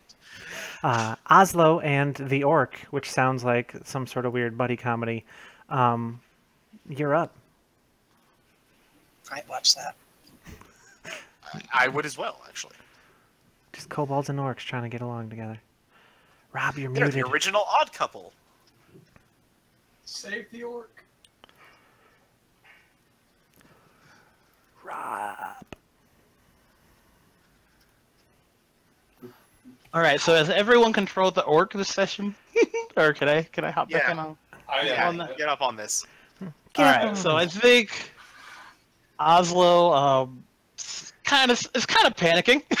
Things are kind of bad, actually. That's fair. That's fair. The skeleton did breathe your own fire at you. And he's like barely holding the skeleton off. He's like, ah! And I think I'm gonna use my just at this point not even lyrics, just like throat singing at this point, okay. to empower this orc with some extra damage. Let's hope this is a good roll. Okay. 7. It's doable.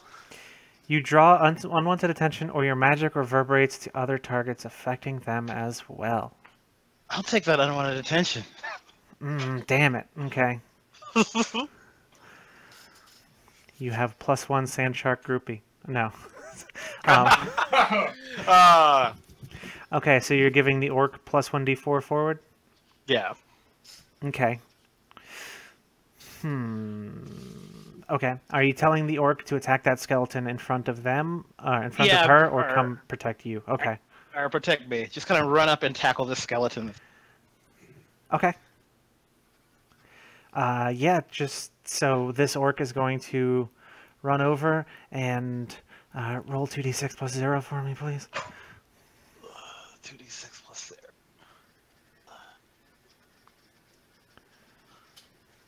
Here we go.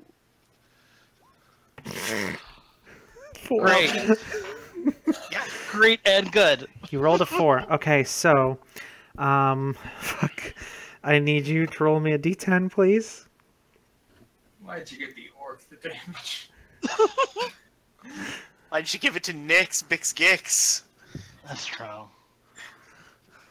Alright, what am I rolling again? D10? Just the regular d10, yes.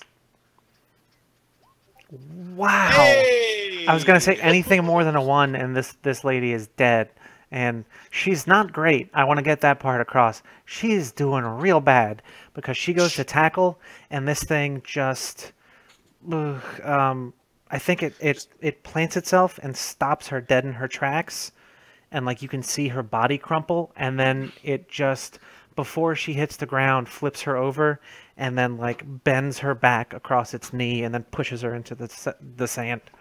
Yikes! That's a tilt-a-roll backbreaker. Great. Okay. What does that orc have in its pack again? Food, and Does it have like bandits or something? the packs are like way back over here, like probably like 40 or 50 feet. Crap. Yeah, they took them off at the beginning so they wouldn't be hindered, and so they could fight at their fullest potential. I can't believe you can say that with a straight face. I don't know if you heard, I did kind of break into a laugh there at the end. Yeah, I know. So we're back to the top of the initiative. The orcs this next time.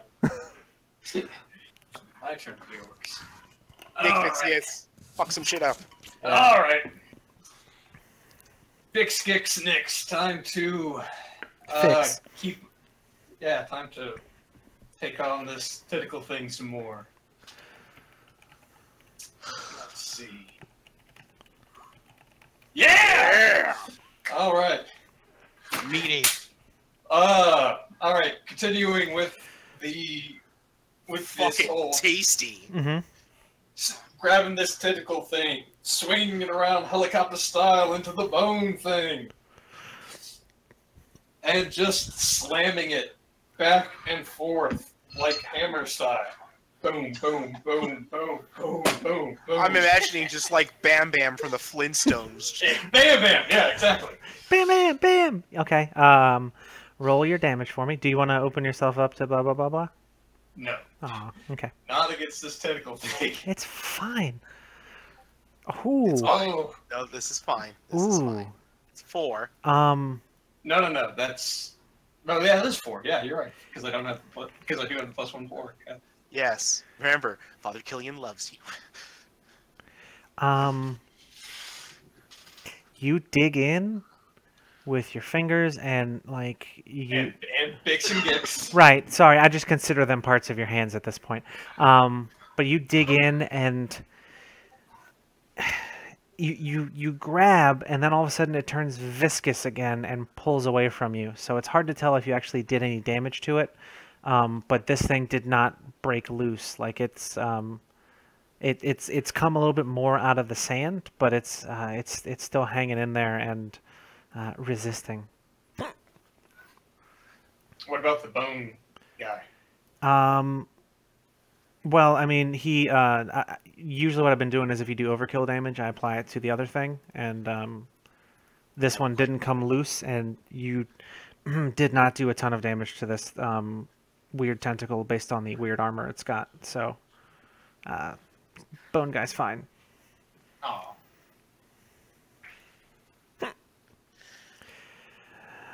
One of the rest of you. Too distracted by the bone.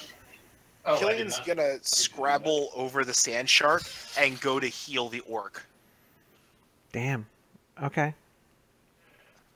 Because yeah, we do this. Doop, doop, doop, doop, doop, doop, How much HP does the orc have? doop. At least one more than dead. It's gonna be just fine, everybody. Don't worry. Killian's here.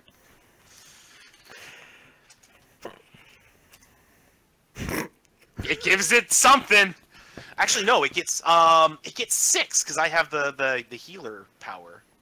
What Good is the good healer shit heal. power? Devoted healer. When you heal someone else of damage, add your level to the amount of damage healed. Nice.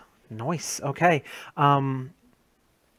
So you hear the orc scream, and for a brief second, it almost sounds like you done fucked up. Mm-hmm. But you quickly begin to realize this is a battle cry, and this orc has her weapon in one hand and her like dislocated arm. She is stood up and is like pounding it against her chest, and then you hear it pop back into place, and then she gets ready to beat the shit out of one of these bone things. Killian is pleased and shouts thanks to Menonki and its benevolence. Fair. 6 Oslo orcs. Wow us with your prowess. I'm gonna melt this skeleton's throat. He's on. Okay. I'm gonna grab his neck bone and melt it, and then headbutt him. Okay. The Let's neck see how that bone's works. connected to the fucking nothing. All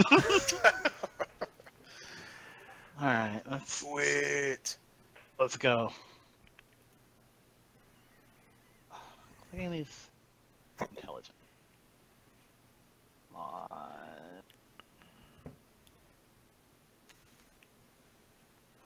There we go. 12. Very nice. Yeah. Finally. That is a... Would you like to open yourself up to extra damage in order to do more damage? I guess not. How many mobs do we still have? 3 bones and the tentacle. 3 bones and a tentacle? So far, the only things that have died have been 9 orcs and 2 sharks. Okay, yeah, I'll put myself on the line. Decent HP. Okay. Seems good, buddy. Okay, fire away. Ha ha ha, literally, though. Alright. Sharks died pretty spectacularly, though. Alright, did. I get an extra D6 for damage? Yes. Pretty metal. Alright. So 1d6 plus 1. And then just a regular d6. Okay, 7 damage against this thing. Choo-choo-choo. Okay. So you said you're like melting the neck bone. Yeah, I'm like, I assume he got close enough to like breathe fire on me. So I'm like grab both of my hands around his, neck bone and like burning brand them, and then Nice. Yeah. Okay. No, I like that. And the bone quickly begins to heat and melt and warp and like pops, and the head goes clattering to the ground, and the body goes limp for a second. And just when you start getting a little glimmer of hope, it brings the forearm up and just bashes you against the side of the head with it. So that's gonna be a D10 there, baby.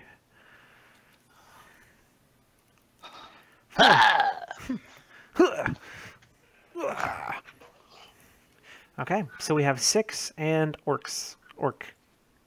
orc. Orc. That was really good.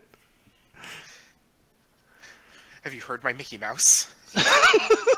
Let's save that one for the sequel. Oh yes. I'm surprised the Misty people haven't called me in for it. Anyways.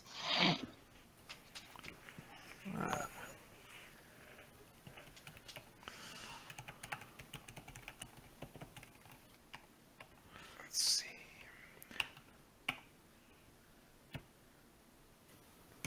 There we go.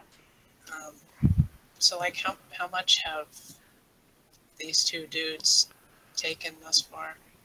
The one right in front of Oslo is pretty damaged, and the other one, the crystalline one that's kind of next to the orc and Killian, nobody has seen it get hurt yet.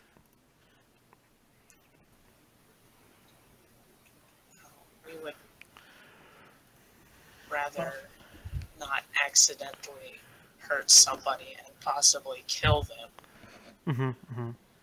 Buff Nix. So,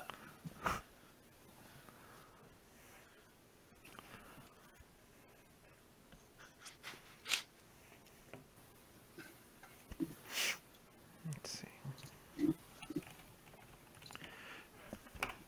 So, what is the plan? Are you going for a more direct assault, or what you gonna do?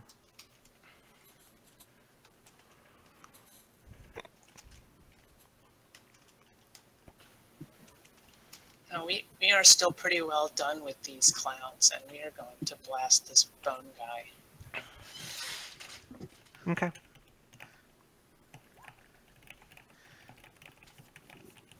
Okay. Choose an additional target nearby. So you're hitting the one by Nyx or the one by the rest of the party? The one that is nearer to Nyx. Okay. 6. All right. Well, the bone guy and Nyx will take the 6 from 6.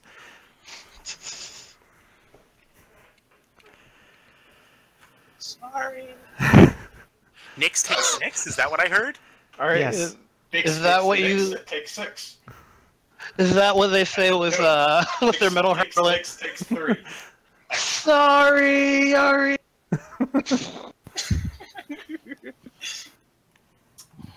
Bix and Nyx, or Bix and Gix, both all shriek out very loudly and skitter around, break from their weapon formation, and skitter around Nyx wildly. Okay. Nyx is unfazed. Nice.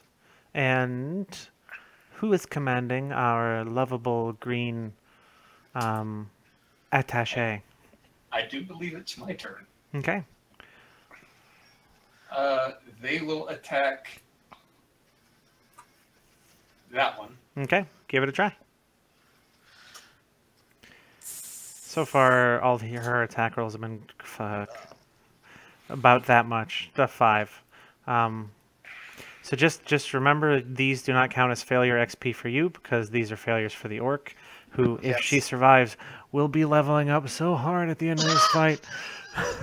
I don't get +1 forward to that. No, this isn't your attack. It's the orc's attack. So roll what? 1d10. Yep. Okay. That's dead work. Yep. So she gets herself back together, gets just looks like she's ready to take this thing on, and then you hear the skeleton begin like clattering, and suddenly all of the bone on its hand sort of crack and flake away, and underneath there is some sort of crystalline structure that looks like basically a hand, and it walks up and just grabs straight into the orc's chest and then rips out some sort of pulsating organ and crushes it, and the orc falls dead on the sand face down. I knew I should have retreated that orc. Poor orc. No retreat. No surrender. All right, let me just take orcs off the initiative track here. I was gonna say if she lived through this, she would already be set for retirement. Yep. It's a super orc. All right, so it's just I guess the OG crew right now. Big Skix, Nyx, 6 and crew. If every mission Oslo goes on, everyone else dies, I think I might get a reputation. Big 6 Gix and the 2 rough crew. Okay.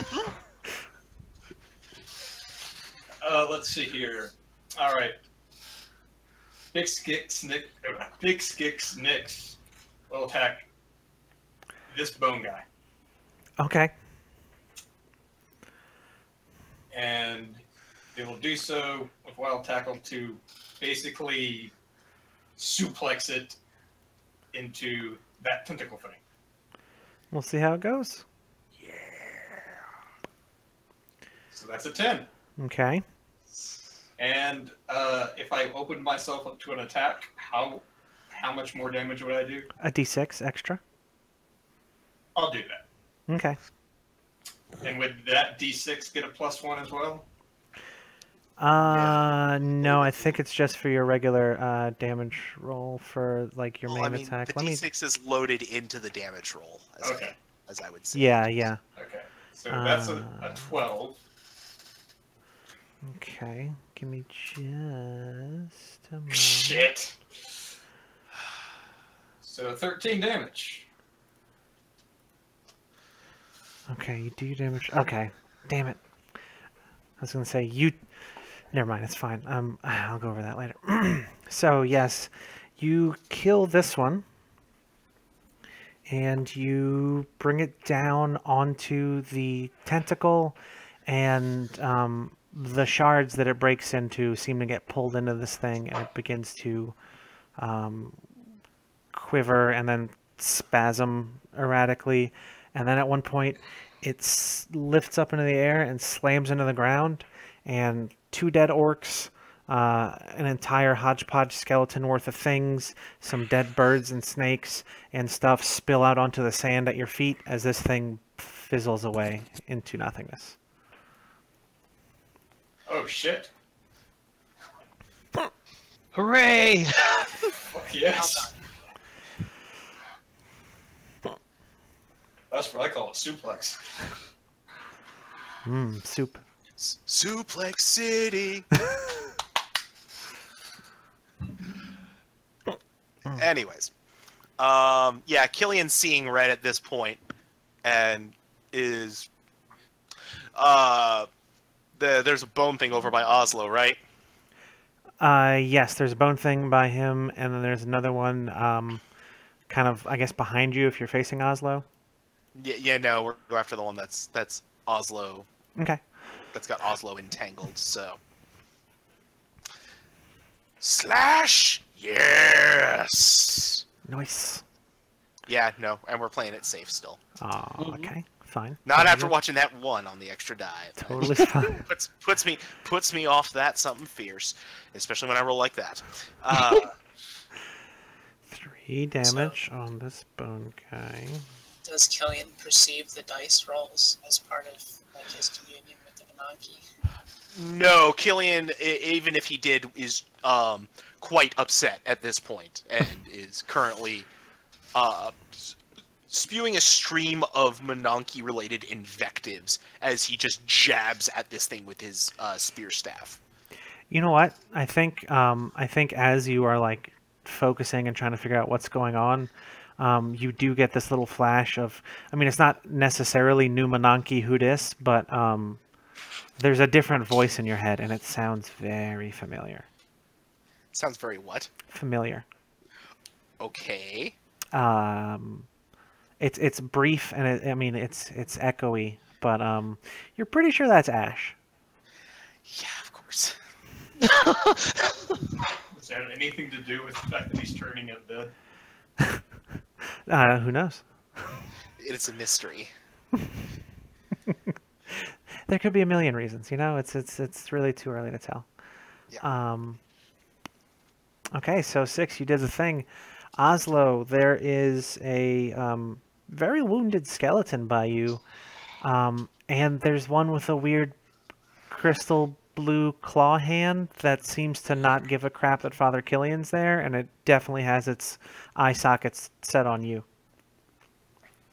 All right. Well, if this got its eye socket set on me, I'm gonna run over there and I'm gonna. Okay, if you want to break away from the one that's right next to you, you're gonna have to do a defy danger thing. Yeah. No. Okay. All right. I'm gonna melt this one's head. Okay. Let's see how that goes. All right. I'm using the last use of my burning brand. Make it count. To melt a face, hopefully. Melt a face. Did you melt the dice roller by chance?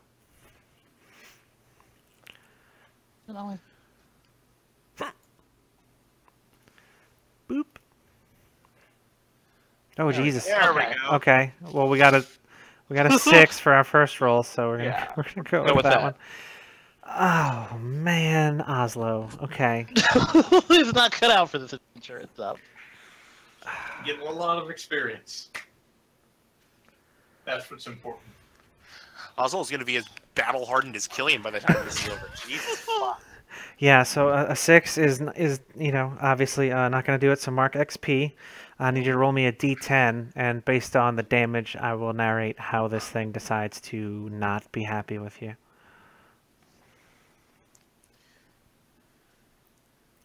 Oh. Oh, jeez. Oh my god. Nice. Bam! Backhand. So I think what this thing does is it sweeps down low with one of its hands and grabs you by the ankle, lifts you into the air, slams you down into the sand, and then like right as you come down, a bony foot just slams into your face. Why are they so good at fighting? If they're this good at fighting, how did they die in the first place? Oof, okay, y'all are something with these dice tonight. Hey, but you know what? Good news. Everybody's up and ready to act again. And 2 of you are totally in the clear if you want to have like tea or set up camp. Did Six do a thing? Six didn't do a thing. Did you not? I thought. Okay, I must have screwed up on my turn tracker. I'm really sorry about that. Did I? Did we hit the bonehead that was standing next to Nyx? Well, let's see. We have the Metal Hurlant, which was a 7, which hit, I think, Bix Gix Nix, and it looks like they did a attack, and then Killian did an attack, and then Oslo tried to do an attack. So I think that was everybody. Yeah. Okay. Yeah, I think we're okay. All right. Okay. All right. I think Bix Gix Nix will charge on all fours, charging all along from behind Oslo, and then jump and stomp on the head of this guy. Okay. And then do a double axe handle, bashing its head in, and keep bashing, again, Bam Bam style, as hard as it can. Right. It's on top of it. It's on top of it. Like, jump, stomp. Yeah. Yeah. I'm just moving it nearby so we have sort of like a layout of things, because once it's on top, I'll never be able to move it off. So. Okay. So roll your attack. Oh, 12. Of course you 12'd it. Sorry, you 13'd it. Oh, on the shoulders of Bix, Gix, Nix, and Six, we shall succeed. There you go. For not with that kind of I damage. will open myself up to another attack. Oh, okay. An attack. Do it. And roll D6. Yep. So that's 5, 7. Okay. So let me.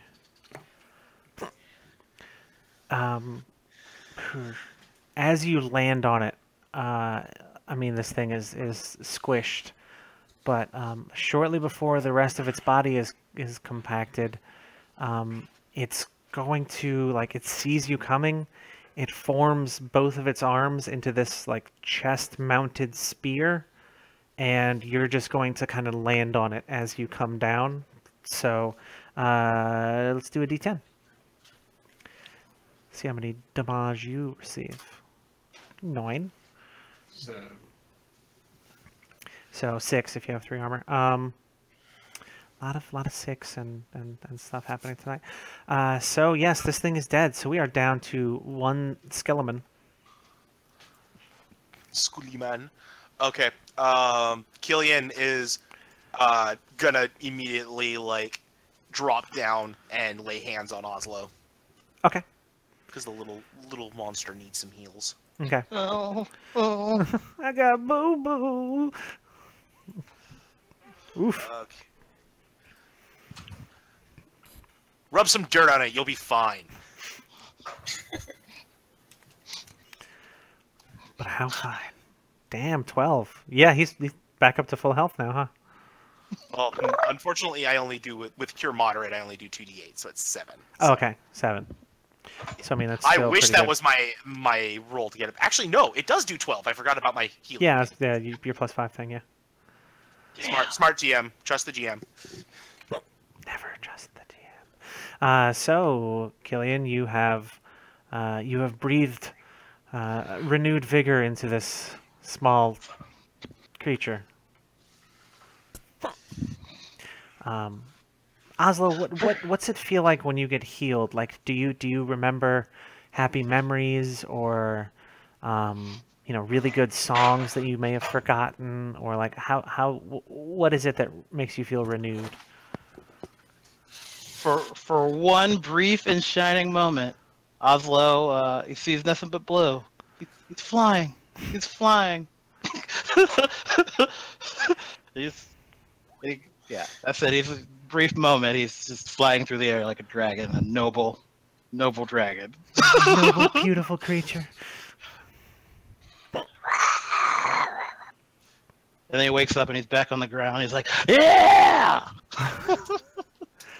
Shake, rattle, and roll, baby. Fucking do it! Snake rattle and roll. Nice. It's on NES if you want to play it. So yeah, I guess I'm gonna take my new vigor and attack a dude. Okay. There's only the one choice left, so you're just gonna run over there and try to assail it. I am just full of confidence now, so I'm gonna just attack it. Just come at it with a sword. Ah! Okay. How do you do a hack and slash roll? Just like 2d6 plus strength. How do you punch things again, by the way? That's fine. basically. Excuse me. Roll, damn you. Man, I don't know what is happening tonight, but like Twitch is dropping a crap ton of frames. Roll20 is whatever it is. There's like shipping and handling time built into the rolls now. I'm going to blame net neutrality getting ganked. Yeah, I'm on board. Let's blame that. Oh no. This bodes ill. For D&D. Alright. This is like... it's gonna be this minus... If you have 2d6 like at your house, you can roll them, and I'll just take your word for it. Like, oh no, there. Oh fuck, that's a 6. God damn! Wait, perfect. You got no strength. Oh right, okay. Well, it's time to work off some of that health that you just got. So I'm gonna need you to roll me a d10, please.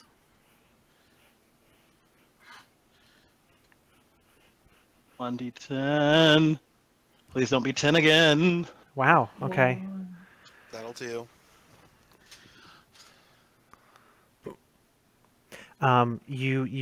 It reaches forward and tries to scratch at you, but you are small and wily, and you get away with nothing more than a few scrapes to the arm.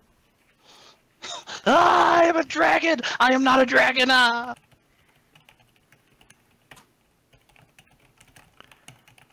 Alright. Alright, so Bix Kicks Nix just went. So I think 6, you are the remaining goer. Yep. I'm going to set up a rule where we can't have people with rhyming names. More rhyming names. So say hello to my new character, Trix. I have a monk who doesn't have arms. His name's going to be Kix. It'll be great. Also a breakfast cereal. Also. I was like kick tested. Oh god. Kick tested, mudhole approved. Yup. Kick tested, Menonki approved. Mm.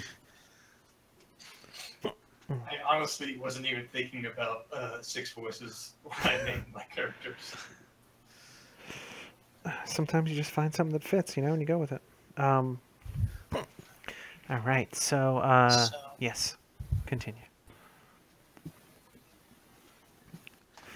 Since all of our dear friends are clustered around the last remaining foe, Mm-hmm. it's probably wiser for us to aid one. Nix is it? Big Sticks and Nix aren't over there yet.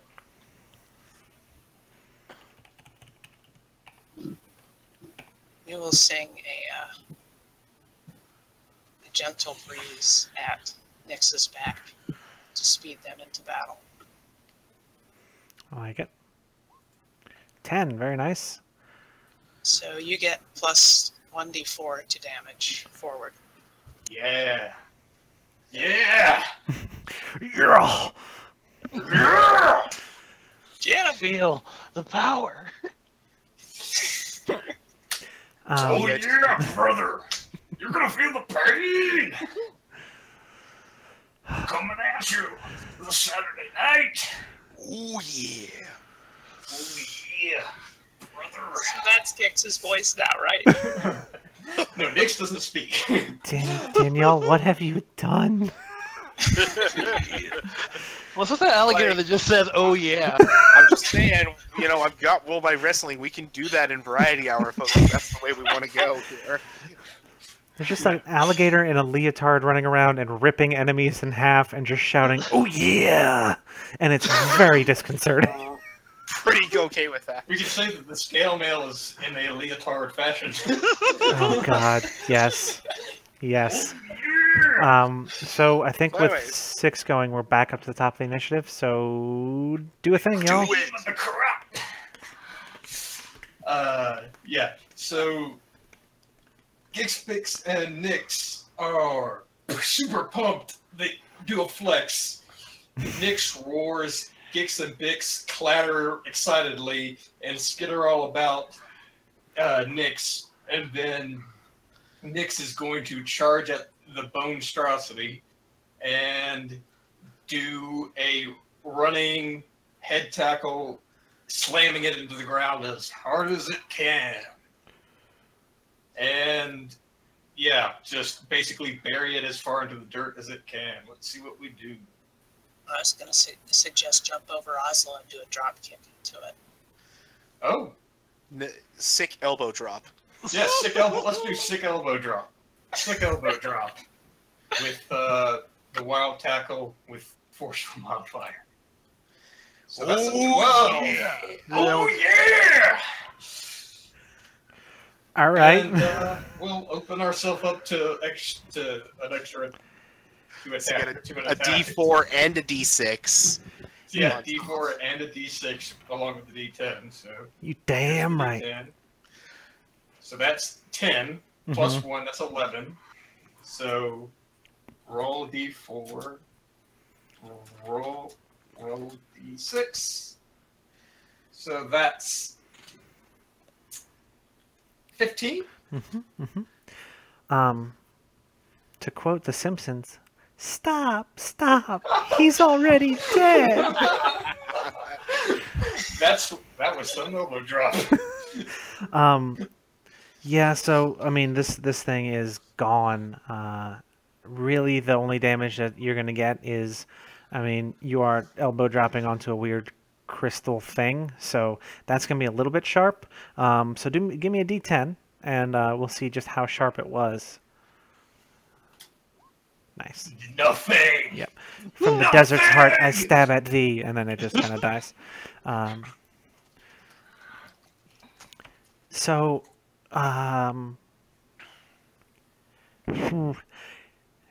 as you know, the last skeleton, I guess, is pulped, and the dust from it begins to settle into the sand.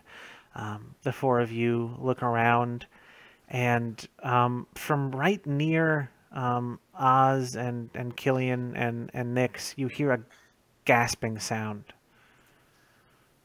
And that orc who had her heart ripped out is breathing and has a feather sticking out the top of her head.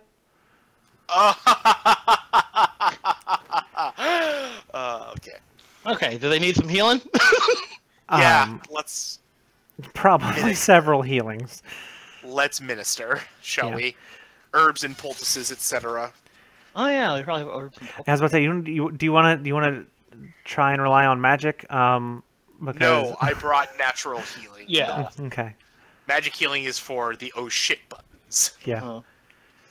Natural healing, baby. Do Well, they have any he's doing healing that. supplies in their packs? I do, as a matter of In fact. the orc packs. Oh, Why did we buy all these rations? Got because so many rations now. look, they seemed competent at the time. Nyx just goes and gobbles up all the rations immediately. Okay. Yeah, they don't have any sort of bandages or anything, so any that are applied to this person will have to be provided by you all, or Yes. you can have her limp alongside you. No, I in fact had poultices and herbs, so Okay. I So- do the thing. While Killian is doing that, we are dragging all of the remaining corpses, whole and otherwise, into a pile. Okay. Does anybody want to help with the pile making? Well, Yeah. unless somebody stops Nix, Gix, and Bix, it's going to start eating one of the corpses because it doesn't know any better. Or they don't know any better. Killian, without even looking up, do not do that. No. Bix asks why, and Gix asks why many times in quick succession, like why, and Bix says why. Orcs as friends, not food. They will be given a proper burial as they died warriors. Burial. They don't understand. Wait. That's a terrible idea. Killian, has a moment of realization. Burn them. Let's burn them. Yes. We were about to ask Oslo to do the honors. Gix and Bix kind of skitter about, and then they both ask Cook in the questioning voice. Cook. Cook? This is not to cook them. This is to send them off.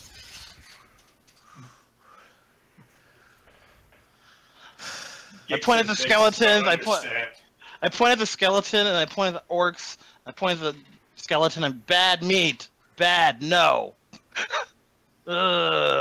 Stomach bad. No, bad meat. All right, I'll not light them on fire. Okay. I think the orc who is not in the pile and also not dead is kind of sitting just somewhere on the ground and has a bit of a 1,000-yard stare going on, and she's trying to compose herself. And she keeps absent-mindedly pulling on this red feather she's got sticking out the top of her head now. And she's just looking around at all of you, I think, after a little while, just with these questioning eyes, like, what? This is part of one of the group that Bix, Gix, and Nix kind of ran in front of to protect from the sand shark. So they go towards it and sort of try to gently pat on the head with Nix's hand, but gently for Nix is still kind of forceful. Yeah. And so it does that, and Bix says, "Good, alive," and Gix says, Good, survive, yes, fun, yes, good, fun, yes, just survive, yes, good." Okay, Guy, couple things. Not fun, not good, also kind of not survive. I died, and I'm here, but I died, and I don't know who I remember that. I died. Gix and Bix kind of go to the chest of Nix and both look at the orc, look at each other, look at the orc, look at each other, look at the orc, and say, "Survive, yes," and then go to Nix's head, do a nodding motion for whatever the spiders can do a nod, and then say, "Survive, yes," and then kind of go back to skittering around. So I think this orc is like pinching the bridge of her nose, and she's just like, Killian, this place, the outside of the Menonki, it's terrible, right? it is an even worse fight for survival than inside. And why are we fighting to protect this? Because if we let it go, then it will come for us eventually. So we need to stop it before it becomes too strong to fight. I suppose.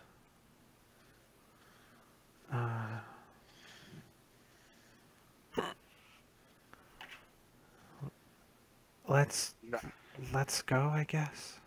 Do not let the sacrifice of your friends be for nothing. We all knew what we were getting into when we took this job. When we responded to the call, we knew what this could mean. All this means is that now I have a lot more families to provide for. come to the Church of the Menanki. You will not provide for them alone.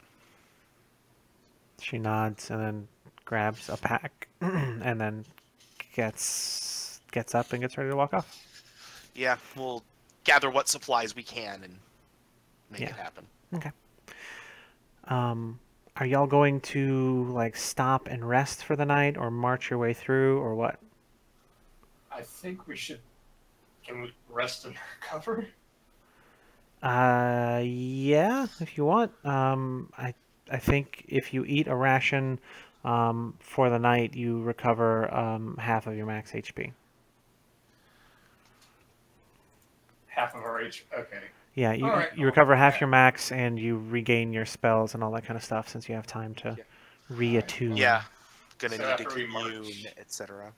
Okay, so after we march, we can just recover like that. Okay. Yeah. So,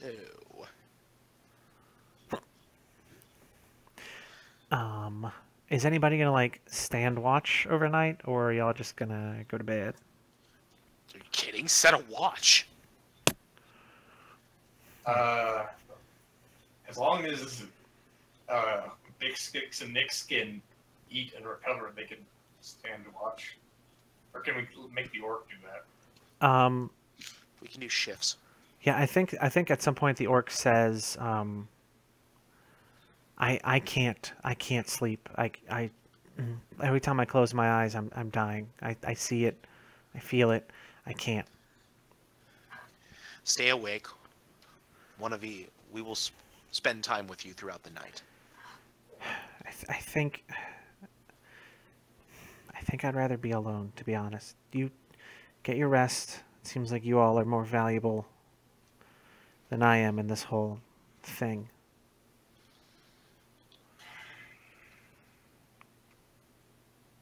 So what is half of 25? Is that 12 or 13? 12. Round down for fractions. All right, so we'll rest up and hopefully nothing other Okay. happens. So are you all like letting her do a solo watch?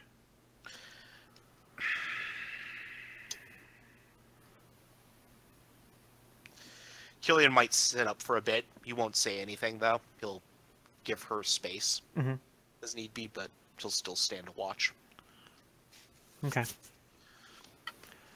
I think pretty much the whole time she is like sitting with her back towards everybody, kind of looking out into the what should be darkness. It's still like, Twilight. yeah, like it should be probably going on past midnight at this point, and it looks like the sun's just setting. The moon hasn't really risen though, and the sky is this weird like purpley greeny color. It's unnatural and unsettling. Yeah, like it's not supposed to be that color. But yeah, she's at some point, Killian, I think you start to get tired. Are you gonna hit the hay, or? Did anybody else volunteer? We'll take a turn at watch. Good. Wake 6 up and give them a chance to do a thing.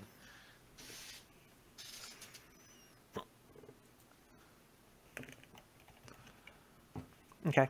I think as the night goes on, she slowly begins to kind of, move back closer to you all. And I don't think she's really saying much of anything still, but she's a little bit less reserved. And then before too long, hours have passed, you guess. The sun and moon aren't super reliable at this point, but it's probably what should be morning. Yeah, it's supposed to be morning time, and the sky is actually black now.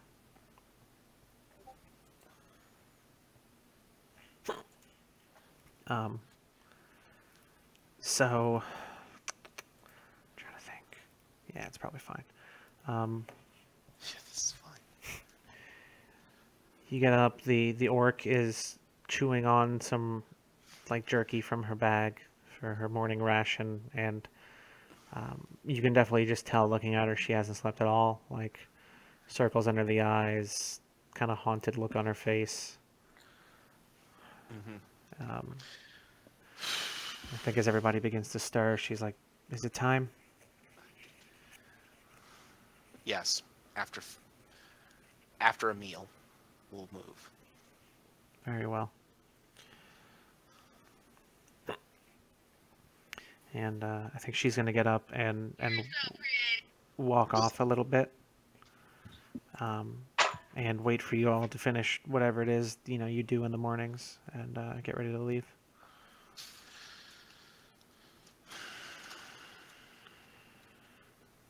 It's real dangerous out here. He brings attention. Just real dangerous out here. I mean, just a little. Is it always like this up here? To be fair, that was a little more intense than the last time I ventured out. Okay. We're probably done with eating and stuff a little ahead of everyone else, so we will stand up beside our new orc friend and ask her, what's troubling you? I mean, I died yesterday, and now the sun doesn't work. I'm not sure that I'm not still dead. You would know if you were dead. I do know that I was dead. I don't know that I'm not still dead. And I think she kind of she breaks down for a second and like catches herself and this isn't what I thought it was going to be. It's not going to stop me from carrying out the job.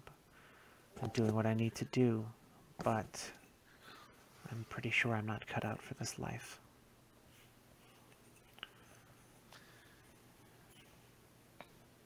It is not an easy existence. It isn't. Are we ready to head out? I think we're... Last I saw in the sunlight, we were getting close. Yes, let's finish this. Should reach it today with any amount of Yeah. mercy from the Monarchy. I think we're just going to keep our original undertake a perilous journey sort of roles from the beginning. So, same people doing the same stuff, just with less of a running crew with you. And then it's really hard to tell time at this point. The sun, there's no sign of it right now. And as you start getting closer, you hear... Actually, the sun is starting to peek over, like it's starting to rise over the horizon. And then in the distance, you hear this... it's this kind of earth-shattering boom. And then you see a hook and a chain flying up to the moon. You see it impact, and then it tightens, and then the sun peaks back below the horizon, and it's dark again. What the fuck?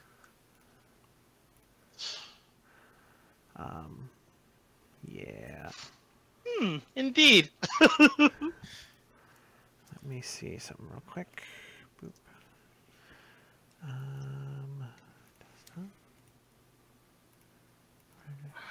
Yeah, okay.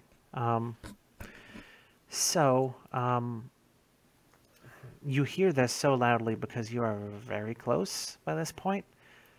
The first thing you see, this is basically what it would look like in the daytime. Give me a second, it's uploading. There's this thing, except the change, instead of being golden and holy, are black and dripping stuff and kind of hooked onto the moon at all points. There's this dial in the middle of this enormous pedestal with the chains kind of going up and over it. And it looks... it looks like an hourglass, and the sand is flowing upwards into this into the top part, and the top part, the sand is just black, and like the last little bits of this glowing sand are slowly flowing away. And the other thing you see, breaking through the gloom and the clouds and the darkness that kind of surround you, is it's probably a creature of some sort based on the fact that it's making noise and the fact that it is moving, but it is a size and shape that doesn't make sense. And you see this through the clouds. Oh, Oh, fuck me.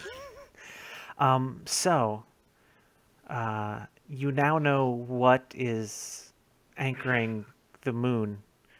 Do you think that you are prepared to try and undertake whatever needs to be done to loose the moon? We're gonna need the army. We're gonna need some more orcs. A lot more orcs. We're gonna need everybody. How far off is the thing moving in the clouds? A mile, maybe two. It's really hard to tell distance. Either it is close by and enormous, or 2 or 3 miles away and holy shit enormous. How fast do the grains fall through the hourglass? By the time you look over and see this thing moving, and in the time it takes for your brain to sort of recalibrate to holy crap, this is real life, if you look back over, the last of the grains has flowed up into the hourglass.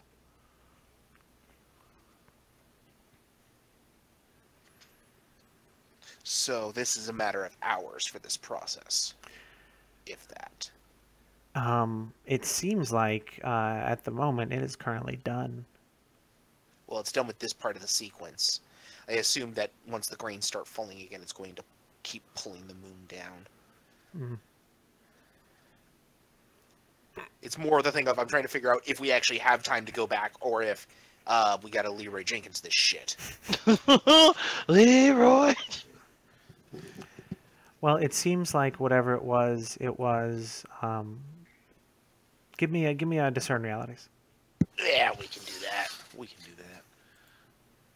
13. Yeah. Okay. Looks good. You got questions? Ask them. Yeah. Gotta find them really quick. What here is useful or valuable to me? what's about to happen? I have a few things. I'm going to use my old standby because I like it and it makes me smile. The way that you came can be construed as an exit. That's pleasant. And I mean, this giant mechanism, what has held the moon in place and pulled the sun down, are probably useful and excuse me, apparently my voice is going out. Useful and valuable. Mm-hmm. What is about to happen? This thing is probably very close to noticing you. I think the only reason that you've gotten away from being noticed at this point is you're very small and it's very big. Oh, Jesus Christ. Okay. But there's not much else nearby, so... Yeah, other than the mechanism. We Mm-hmm. can try and hide among it, maybe if we're lucky. What here is not what it appears to be. Huh. That is a good question. You know what? I'll leave you with this fun big question mark. That orc that you're with is no longer an orc. Fuck me. Can Big Skicks and Nick try to discern realities? Yeah, that's fine. Yay! Ask me a question, and I absolutely will tell you a lie. Okay. You have +1 forward to acting on it. Oh yeah, that is a and that was a 5. It's still a failure, but No, it's down to 4. Yeah, Oh, yeah, it was just for like for I think it was just for attack rolls and stuff for that one Yeah, combat. that was my goodies there. Did you ask who's really in control here? No, did I not. did Who's really in control here? You know what? I'm gonna tell you a lie. You are absolutely positive that that huge thing in the distance is in control here. Yeah, Good. seems about right. It is at this point, Killian just his eyes go wide as he looks around. Run for the mechanism now. You know, Wait, by huge thing, do you mean beast or the mechanism? No, he said run for the mechanism. No. I was asking Air. Oh, yeah, no, the lie is that that huge beast in the distance that's maybe a mile or two tall and wide is the thing in charge. Okay. All right.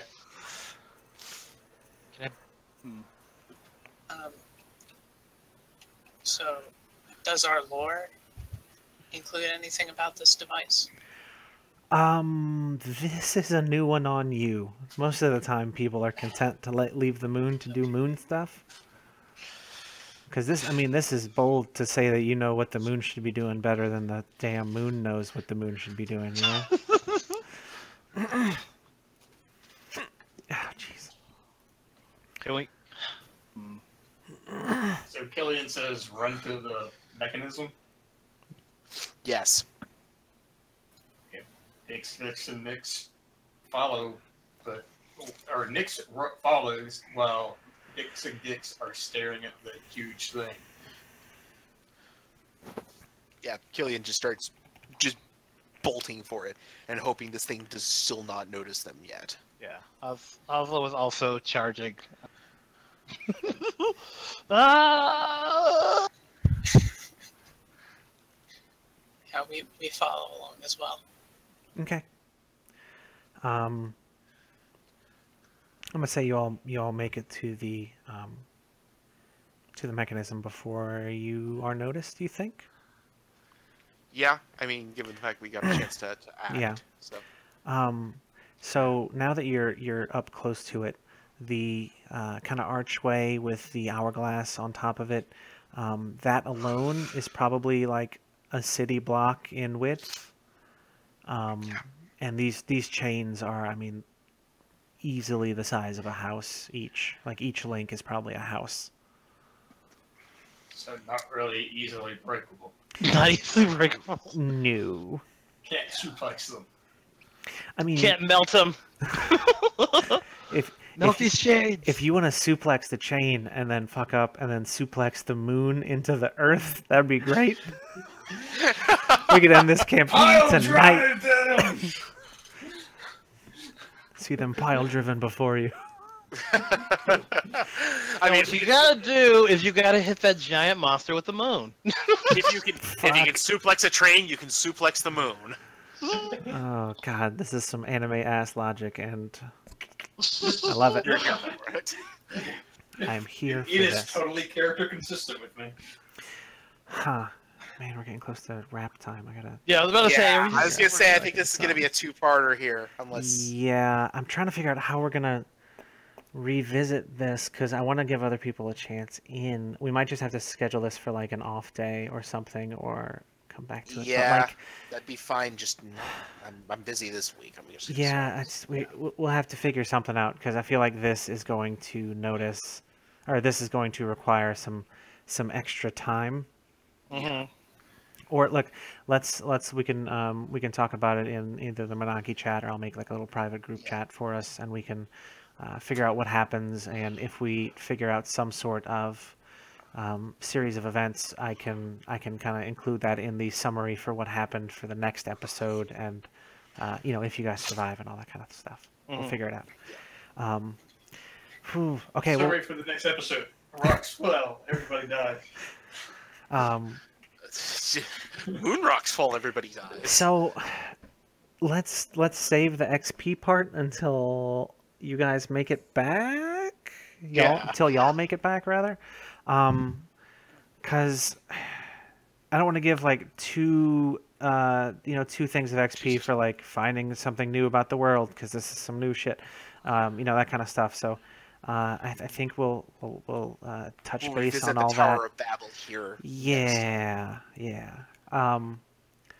So yeah, this is a little bit of a departure from our normal way of handling sessions and the ends of them, but special times, special measures, etc. Hardcore combats. Yes, Time. that happens. So I'd like to thank, first off, the 4 of you for coming out to play tonight. Hopefully you have fun and continue to come back and do shenanigans. That's always the goal. Hopefully those of you at home enjoyed yourselves and want to come back and watch things, or if you want to play in Argent Springs, come join the Discord. I think it should be on our Twitter page, or just message that D&D podcast on Twitter, and I can give you the Discord link if you want, and you could join in on the discourse on the Discord. It'll be, kind of just this shenanigans, but without the dice rolls sometimes in there. So, yeah, thank you everybody for coming out. This has been another episode of that D&D podcast's Argent Springs Adventures Dungeon World campaign. Thank you and good night.